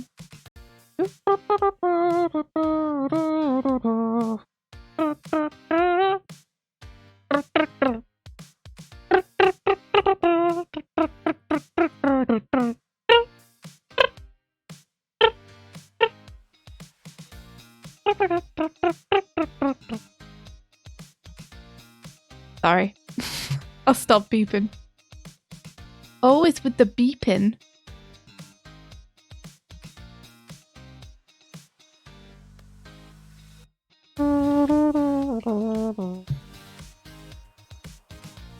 Is this the one that you go, ow?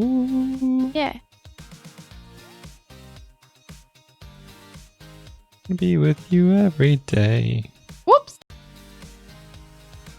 India still continued to use that particular song to inform the kittens that it's feeding time, and it's still adorable. It's starting to work. They're starting to recognize it. Yeah, you'll put it on and they'll run through now. What about Tumby, though? What about Tumby?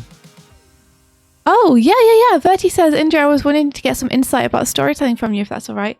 Yeah, of course. I can't guarantee it will be good insight, but I can try. Feel free to take or leave whatever advice I try to give.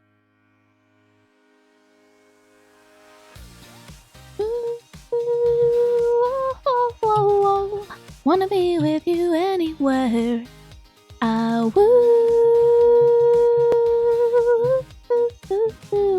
Wanna be with you anywhere.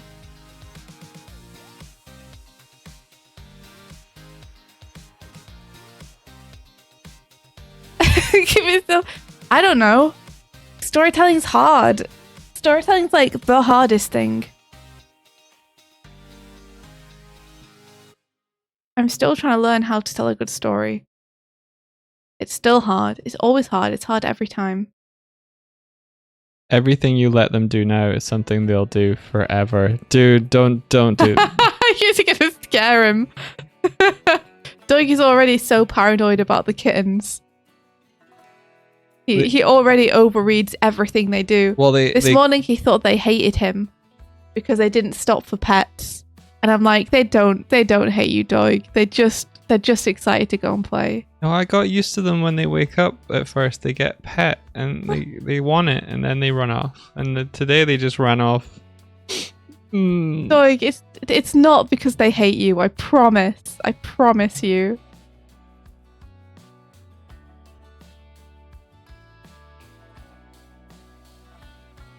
Let's see. But he says, I was wondering if there's any major difference to being a storyteller if you only do it visually from someone else's script compared to doing your own. Yeah. The difference is you can blame the scriptwriter for the bad storytelling choices when it's someone else's script. When it's you have to be like, oh no, I made that choice. Oh no, what did I do? Yeah, I think there's definitely a difference.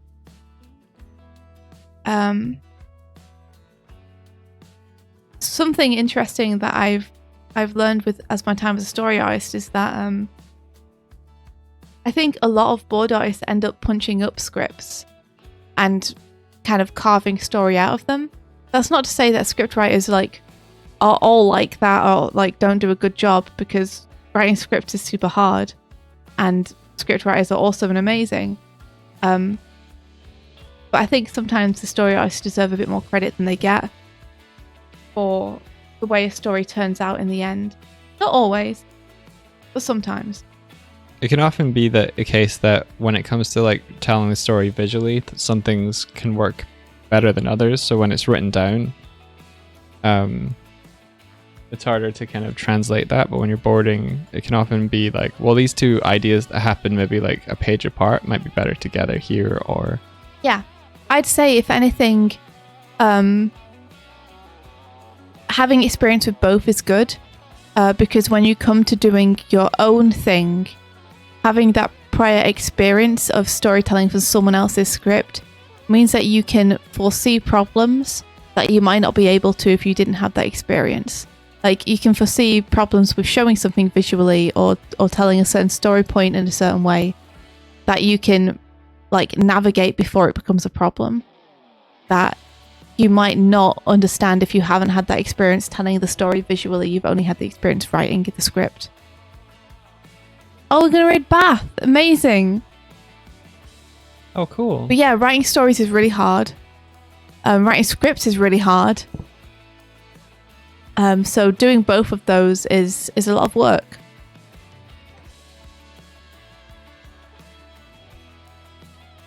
Yeah, I agree that it is always easier to do something based on something that is already existing rather than having to make it up from scratch. But it says, one thing I want to be able to do is to make people have an epiphany moment, but that's too far ahead in the future and experience. When you say you want to make people have an epiphany moment, do you mean you want a story that you're telling to have a point where the audience has an epiphany during it?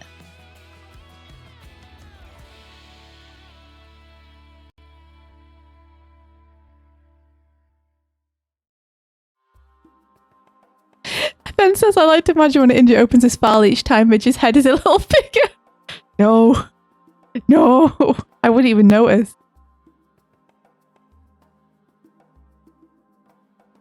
And how about Gabriel says, hey Swift, when you're creating a story portfolio, do you write an outline first or start with thumbnailing? That depends. How strong the idea is. Generally, I'll write a short outline first for myself, and that's just me working out the story point. It's as simple as Ben went to the shop to buy some detergent. There was not any. It can be as simple as that, but basically knowing what the beats are is important. but I'll get pretty fast at thumbnailing. When you're creating a story portfolio, interesting though, as a question. Same thing. Don't make your portfolio different to what you want to do just day to day as a storyteller.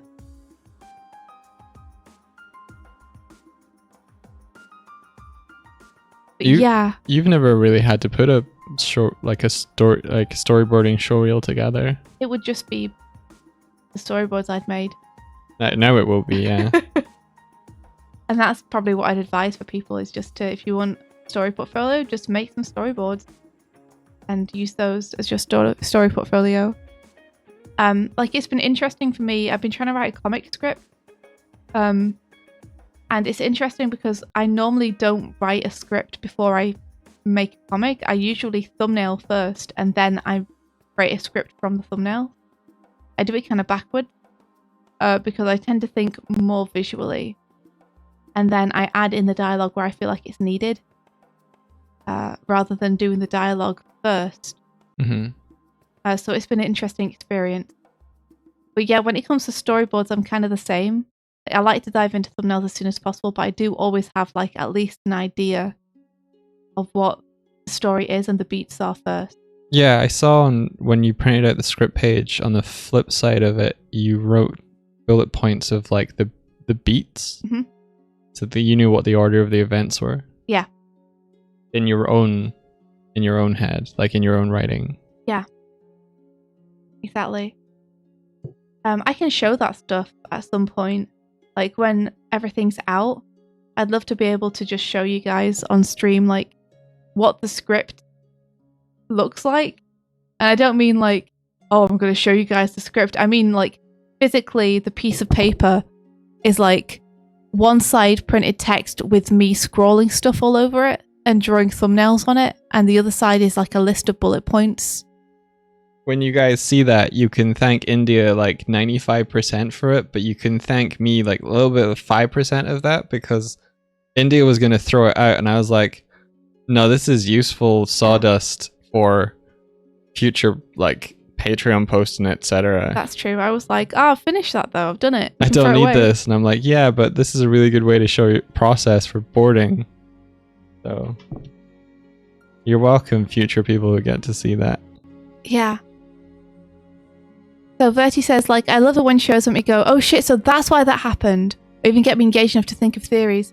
That's really tough, Verti.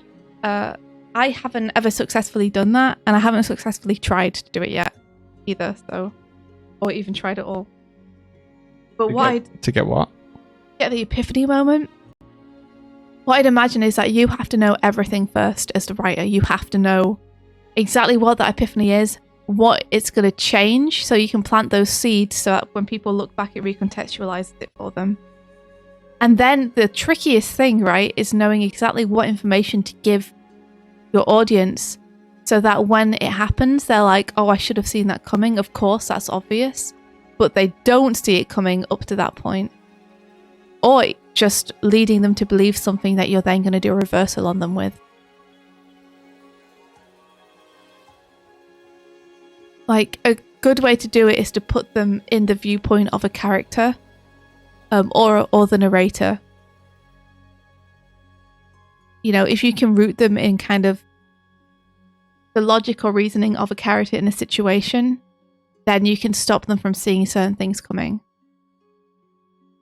I think you can do a lot of foreshadowing with visuals, showing, not telling, so that you're showing the audience the things that they can remember later, but you do it in such a way where it's present but not over present. And then when people look back, they're like, oh, okay. Because if you kind of like, aha, gotcha at the end, then people will be like, there was no support for that. But it's like if you're making a cake and you're like, okay, here's some eggs in this scene, here's some flour in this scene, here's some milk in this scene, here's whatever else the fuck you need for cake, yeast, I don't know. And then at the end you're like, hey, cake, and you're like, oh my god, they were making a cake the whole time.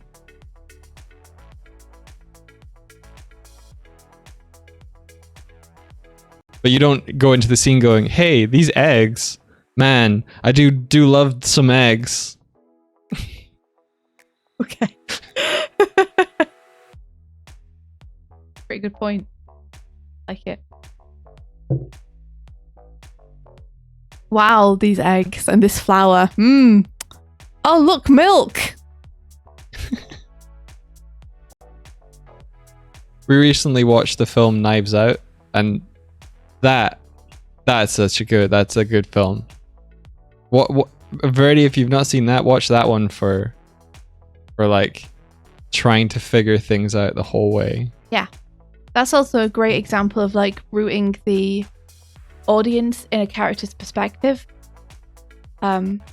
Because when they're rooting for, or they have like an audience vessel in one particular character, they can sometimes fail to see things coming because they're kind of rooted in that perspective.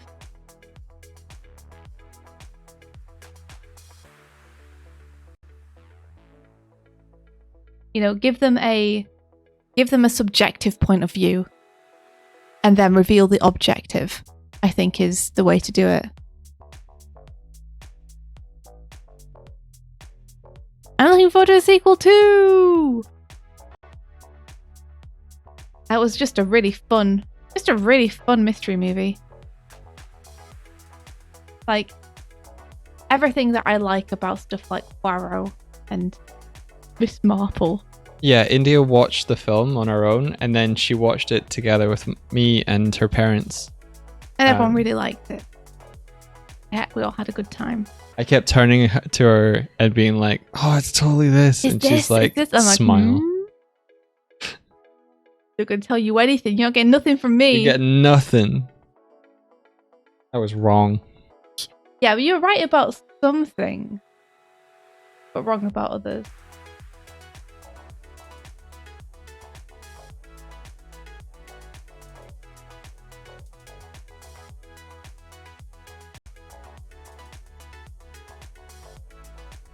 Verdi, you'll be flexing storytelling muscles either way. Whether you, I think it's kind of like a script or whatever, and the storytelling aspect is like the spine, the bones of a story. And then you'll be working out how to, like, you know, add the, if it was a cat per se, how to add like the tendons and the muscles and the ligaments to get that spine to move. If it were a cat. Add the meat, yeah. And then all the post-production is the skin and the fur. Yeah, the stuff that makes it look that people see like a cat. Yeah. That's why they call it the story spine. Yeah. So the thing about that is that you can probably pass the same spine to different storytellers, and the cats will ultimately look a little bit different.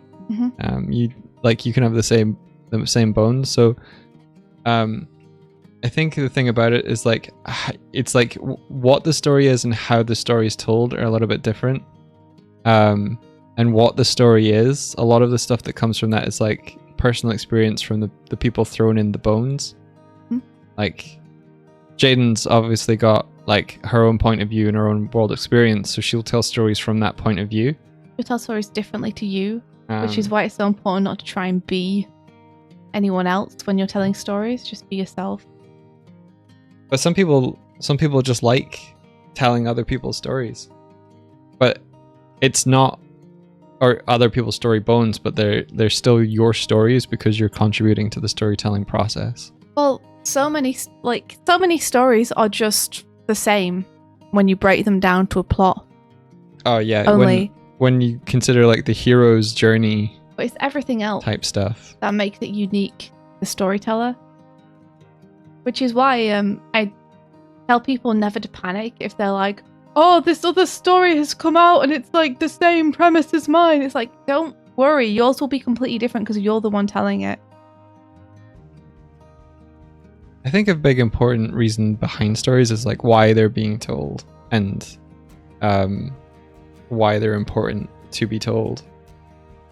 So that you can have similar structure and events happen, you know, call to adventure, the threshold, returning with newfound knowledge, all that stuff. But what the knowledge is and why it's meaningful to the person bringing it back, and how they've changed because of it, and how they've learned to grow as a character, and how the arc is applicable to the people, the audience. Like there's so many variables that I always find it really funny when people went to see James Cameron's Avatar and they came back and it's just like, man, it's just Pocahontas in space, and I'm just like, yeah, but Pocahontas is a good story. Yeah, what's wrong with that? So it's still it's kind of like we have this West Side Story is just Romeo and Juliet. Like, who cares? The point of us as a culture is to retell stories and pass on knowledge that we've learned. I think a lot of people they put a lot of value in originality, but sorry, I just love Valley trying to say Pocahontas didn't have unobtainium. Yeah, there's some silly stuff in there. The people put a lot of stock in originality, but originality comes from like putting your own personal experience in it. You can kind of feel when storytellers are a little bit more detached from the thing that they're making. And that's why I feel like remakes are weird in a sense, because I differ remakes from retellings. You can retell a story and have a completely different why, but when you have a remake, it's almost like you're beholden to someone's past why, but you might not have a full understanding of it. Most frequently, people just copy the window dressing and they don't understand what the why of the story was at all, and that's why the heart feels like it's missing from a lot of them. Yeah. Is because they don't understand what the original story was trying to say, and so they're not able to strengthen that or keep that in mind. They're just telling the plot points again without knowing what the meaning was behind it. Yeah, it's like ripping the skin off one cat and duct taping it to another. Yeah. It's not going to look like it's not going to be a comfortable cat. Hmm? I think that's why when you have people using, like in Jurassic World, where they started using the score as a nostalgia thing, where they're like, oh, remember when we played this in the last films? But the pacing of the film, they had a whole sequence where it's like, okay, and at the crescendo we'll open the windows and you'll see the park, but it meant that you had this theme being played while you were going through a hotel and you were seeing corridors and a hotel room, and you're like, this isn't the moment for this. This doesn't feel right. Yeah, this isn't what this theme is for. The previous film had them flying in a helicopter over an island, you know, like, yeah, you gotta earn that crescendo. You can't just use it to make anything feel epic. Nothing to feel epic. You have to pick your story moment. I like someone comparing it to being between someone trying to build a bridge based on another bridge, where their whole experience of it is driving over the bridge. Because I think that's just such a nice, succinct way to think about when you're trying to make something by observing something else without kind of talking to like everyone who was involved about like why they made something. So it's like they make the road, and they take the surface things that they've seen from driving over, and like, okay, this bridge had this and this and this. Or remember when there was this kind of pillar here in the previous film? Okay, let's put that pillar in there. And you're like, but the structure and the thing that keeps it from falling in the water, or you know, like the whole thing of Jurassic Park is the story is about a guy coming to terms with being a father, and dinosaurs. And dinosaurs also. The Jurassic Park isn't about isn't about dinosaurs. It's about the humans within there, and the dinosaurs symbolize like the insecurities and doubts someone might have about, you know, the outside world, protecting people. So you got the main character in Jurassic Park being like, I fucking hate kids. Let's terrorize this one kid. And then through the course of the movie, it's like, We're going to be forced to be with these kids through this really traumatic experience, and by the end, you're going to come to love them and change your mind about maybe having kids with the person you didn't want to have kids with at the beginning. Ah. Life finds a way. Life finds a way. They're fucking talking about the doctor dude. Anyway. You know, just like Jaws is a story about a dude who's afraid of water, so let's give the water teeth. So good. Like, if you know what the original writer's intent was with the theme, then you can retell that story and keep that in mind and strengthen it. But if you don't understand that, if you think it's just a shark movie, then it's never going to feel like it has the same heart. Anyway, we kind of went off on a tangent. Also, yeah, Jurassic World, when your premise is like people are bored by dinosaurs, and you're like, that's impossible. You talking to me, film? Because I'm here in the cinema. I'm here for the dinosaurs. I'm here for the dinosaurs. I'm here for the dinosaurs, but I'll go away with a really strengthening core message about how it's important to, like, take care of one another and be protective and all that stuff. But I'm here for the dinosaurs. Yeah, I'm here for the dinosaurs, man. Like, Exxon Mint says, this is off topic. That's not what you're talking about at all. But to me, Pocahontas' story doesn't feel like it'll resonate or come across the same way as it did decades ago. With regards to how different the awareness of this generation has become, maybe? Like American colonialism, lol, like, I don't know. It's really hard to ignore, even in a fancy setting. Yeah. Well, I mean, definitely the Disney story of Pocahontas, like, isn't going to come across super well now. The, like, heroic, blonde, sexy American dude coming and, you know, blowing the minds of the natives who live on the land. It's like, okay, calm down now. You know, and the sexy hot one falls for him, and it's like, oh, come on. This is like really distasteful if you actually think about anything to do with the actual context of what happened and where this is set and the actual story. Yeah. It's not gonna fly super well now that people are kind of more educated about that stuff. Pocahontas was 13 in history. So was Juliet in Romeo and Juliet. Serious? Yeah, oh, wow. Something like she was like 13 or 14. Because back then, hey, it was just normal for 13 or 14-year-old girls to be married off to old dudes. They were seen as, you know, worthy to be women at that point and could then be snatched up by dudes. Yeah. It's pretty grody. I think just partnering people off. That's pretty grody in itself. Yeah. Well, I mean, it's grody to me because I've been like raised a certain way, but in other cultures, it's like a staple of the way they do things. And sometimes, you know, it really works. So it might just be ignorance talking from my perspective, in that this is all I've ever known. I feel like this choice. I feel more like sometimes the two people who are paired are compatible and it works out, but like arranging people's futures and lives and stuff, it feels like a minefield. Yeah, they were both teens in Romeo and Juliet for sure. I know Juliet was like 13, 14. I don't know how old Romeo was meant to be. I don't know if he was maybe 15 or 17 or something. I don't know. So we watched a film recently called Metal Lords, and I saw it on Netflix at like 2 a.m. once, and I was like, oh, I wonder what this is like, and put it on for 10 minutes, see what it was like, and I ended up watching the whole thing. And then I was telling India about it, how there's like some kind of romance stuff in it. She was like, yeah, I'm not that interested. So one time I snuck attack her, and we were just having lunch, and I put it on, and it was like, I'm not telling you what I put them on, I'm just going to watch the thing. She's like, oh, all right. And then I put that on, and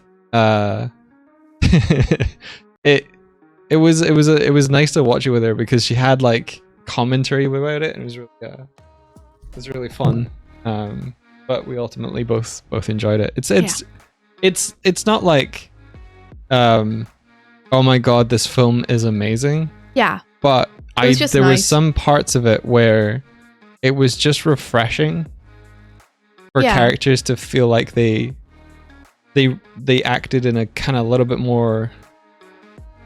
I don't know. I don't like when plots sort of like do stuff where they're like, oh, let's just throw in this conflict here unnecessarily. Like it had a core conflict to it. But when you get like your characters and you make them bow to what you want the narrative to be, and just write them to make ridiculous, terrible, destructive decisions. Yeah. Because you want the conflict in your story, even if it doesn't fit the character or the scenario. Hey, Tumbly Kitten. Tumblebutt. Oh, the lie on top of her. Fair enough. Do that. Yeah.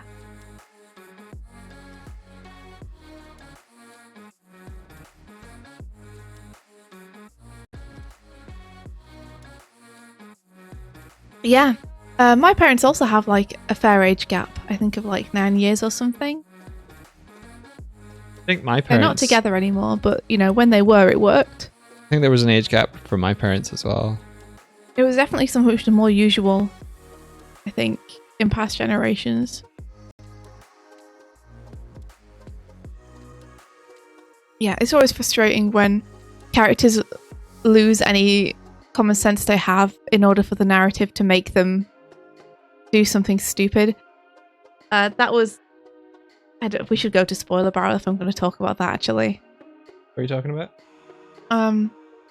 I was going to talk about a bit in Spider-Man No Way Home. Oh, yeah, we can't do that. We have to go anyway. Oh, okay. Oh, hey! Hey, Kuma! Hey, little boy! Look. Oh, hey, little boy! Beep. How you doing? How's my little man? How's my big champ? Yeah, come on here. Toby. Come on. They like you more. I don't think they like me more. I think we're very paranoid. Very paranoid. He's off for a lap sit. He's so cute. Oh, hello. Oh.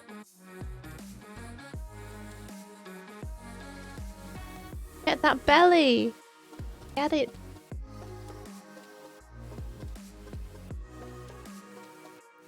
I wonder why he came out here. He got tired of his sister kicking him in the face while he was trying to sleep. Yeah, Doig, trust in the kitty love. I think because Doig hasn't had kittens before, like, he's a little paranoid about everything. Go on, give him a lick. Oh, look, he's giving you kisses. Aww. Yeah. I've grown up with cats, so I've kind of got used to their behavior, and I know sometimes they just want to be left alone, and it doesn't necessarily mean they don't love you anymore. They're just like, I'm trying to clean myself, leave me. And then 2 minutes later, they'll come over and be like, want pets now, please. No, I try to give them their space for that. It's just when... Doig, are you in danger? Blink twice if so. I love them. I love them so much. I love them. We took them to the vet yesterday and they got their first round of injections. We'll have to go back in 3 weeks and they do little mews and oh, I love them. Oh, you got to sleep with you. I love them. If you want to chat about any more story stuff, if I missed any messages or anything, feel free to DM us. I'm always up to talk about story stuff.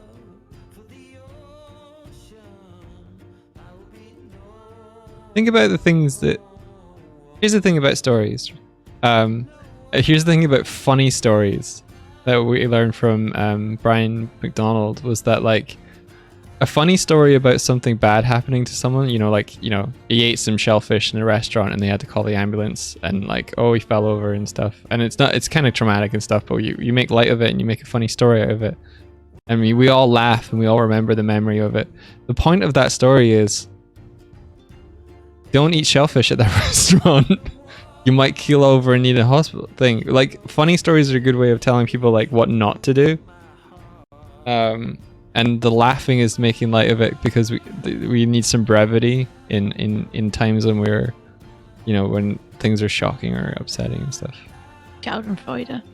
Yeah, we need like, I feel like the whole expression for telling a joke about something that's slightly, heavier to make light of it, to me that's like a human's way of saying like to make light in the darker times. When you make light of something, or light, like I like the application of the word light rather than the weight-based light to be like light, because you're taking a dark subject and you're casting like, silver, not the silver lining, but you're looking at it from a different perspective that you can all laugh about to try and make the darkness feel less imposing. I love how we our language is based around, the physicality of us. Like, heavy topics are hard to carry. They're heavy on our hearts. We feel weighed down by them. We fall so that we may rise like Batman from the abyss. Why do we fall, Master? Exactly, Verity. Verity says there's a difference between dismissing someone's pain compared to alleviating the mental weight. Yeah. And there's also like a big difference between making fun of something very personal and deep to someone, or making fun of something that shouldn't be made fun of and making light of something. And the tricky part is knowing when the joke would help and when it's gonna hurt. Yeah. Oh, you gotta laugh with people. Yeah. Also, yeah, Ayanok, if you want to chat about story anytime, feel free to message, because I love talking about story. And hey, Steiny says, what are we working on today? I'm doing the trailer. I just did the lighting pass for this scene, and I think this scene is pretty much finished. Or at least I'm gonna call it done until I can come back and, put a little more shoe shine on it. I really like. I need to move on. I really like Kim's Convenience. Been watching that on Netflix. And Mr. Kim, I love how when he's introduced to topics he's not completely familiar with, like he does his best to try and like understand. They have a couple of scenes where he's talking to I think in one of the early episodes, the first episode, two gay guys come in and he tells them their poster is terrible, and one of them's just like, are you homophobic? He's like, no, you guys deserve a better poster. This is a terrible design. You should like find someone else. And it's really nice to like see. It's just nice to see like someone.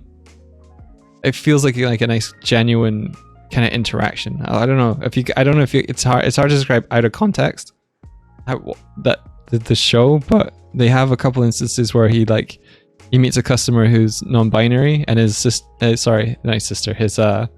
daughter is trying to like tell him stuff, and you can just see his face like trying to process all of the information, and he's super open to it. It's just really nice. He makes mistakes, but the non-binary person kind of appreciates him like stepping up to the table and trying to learn.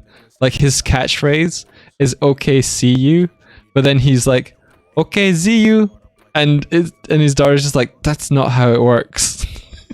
Oh, it's just really cute. It's wholesome. It's a good time.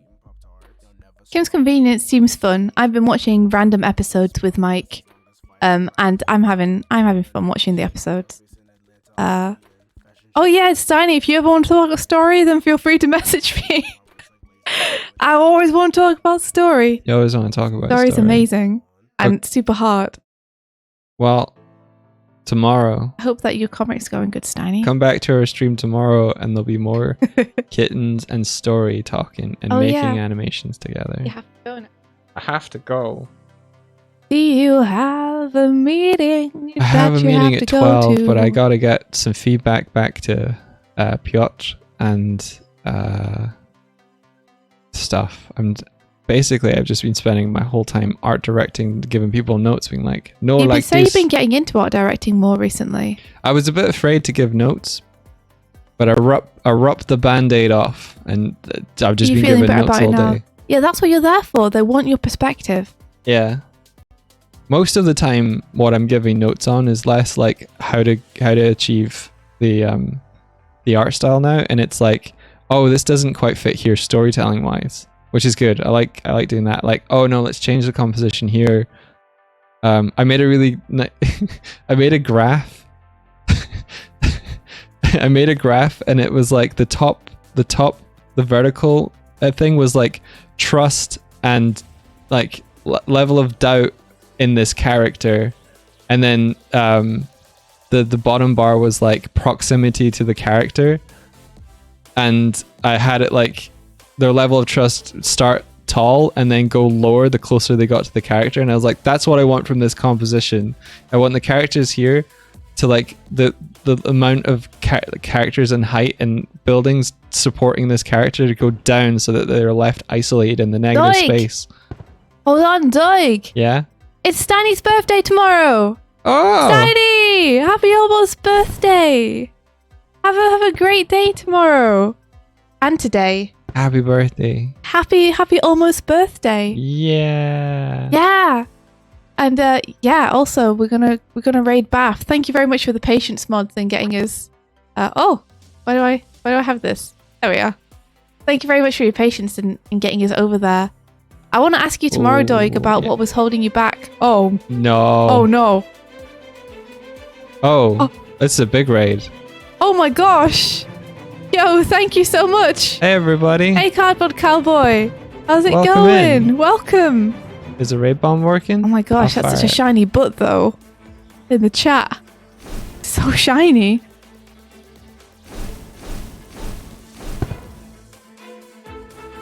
Oh my gosh, there's so many cats. There's so many cats. I don't think the It's a raid. bomb. I don't think the raid cannon's working. Oh no, really? I helped it. That's cheating, Doig. I helped it. Your butt's been proper buffed. Look at it. It's got a sheen on it. Got a varnish. I could see my face in that butt. Looks good. Hey everybody. How was it? How was your stream? Welcome. This is your first time here. Welcome, If it is, everyone. I'm Doig. I'm Swift. No, pay no attention to the bird. I'm Swift. No attention. I'm Swift. Be swift. I'm Swift. Be swift. Hi. Aye. I'm Swift. Aye. Aye. We are a couple of goobers who create art and animation together. We also made this little overlay thing so we can be present so you guys can see us. This is totally what we look like. This is totally us. Yeah. We were just about to go and raid Bath, so we'll probably send you guys right on over. We'll probably roll right on over, but if this seems like the kind of stream you'd be interested in, then we normally do art and animation. At the minute, I'm animating a trailer for my upcoming graphic novel that's coming out with IDW in June. It's so close. June. Yeah, let me just do a reset and return the book. That's it. To its rightful place. Ta-da. So this is coming out next month, very shortly, like in a month. It's a physical book. It's available in stores. It's actually this big in real life. It's like 6 feet tall. Yeah, this is actual size. I'm doing an animated trailer for it at the minute, so if you want to catch it, we'll be streaming tomorrow, same time, and I'll be continuing to animate on it. It's over here. Ooh. Yeah, I just did this shot. I'll play it for you. Play the shot. I'll play the shot. Play the shot. This is the main character Midge in the car. She's arriving at her new house. And I've just done the animation for this little bit of acting here. Very simple shot. I'll be doing a different one tomorrow. Anywho, we're about to raid Bath. Elevator pitch the story, Swift, go. Your girl goes to new town and has trouble fitting in. And she thinks that's the worst of her problems, but then monsters attack, and now she has to deal with being the only person who can see them and save the town. You know? Is it something she wants to do, considering that she's not having a great time there? I don't know. I guess you'll have to find out. Another shot. Oh, you're doing the 3D for it.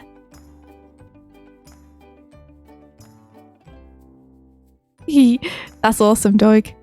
Doig's figuring out how to get the ship going through the scene. How to get the ship going through the scene. Rad. Anywho, yeah. We're gonna raid Bath. So everyone say hi to her. She's awesome. If you guys don't know Bath, she's rad. She streams games and other things.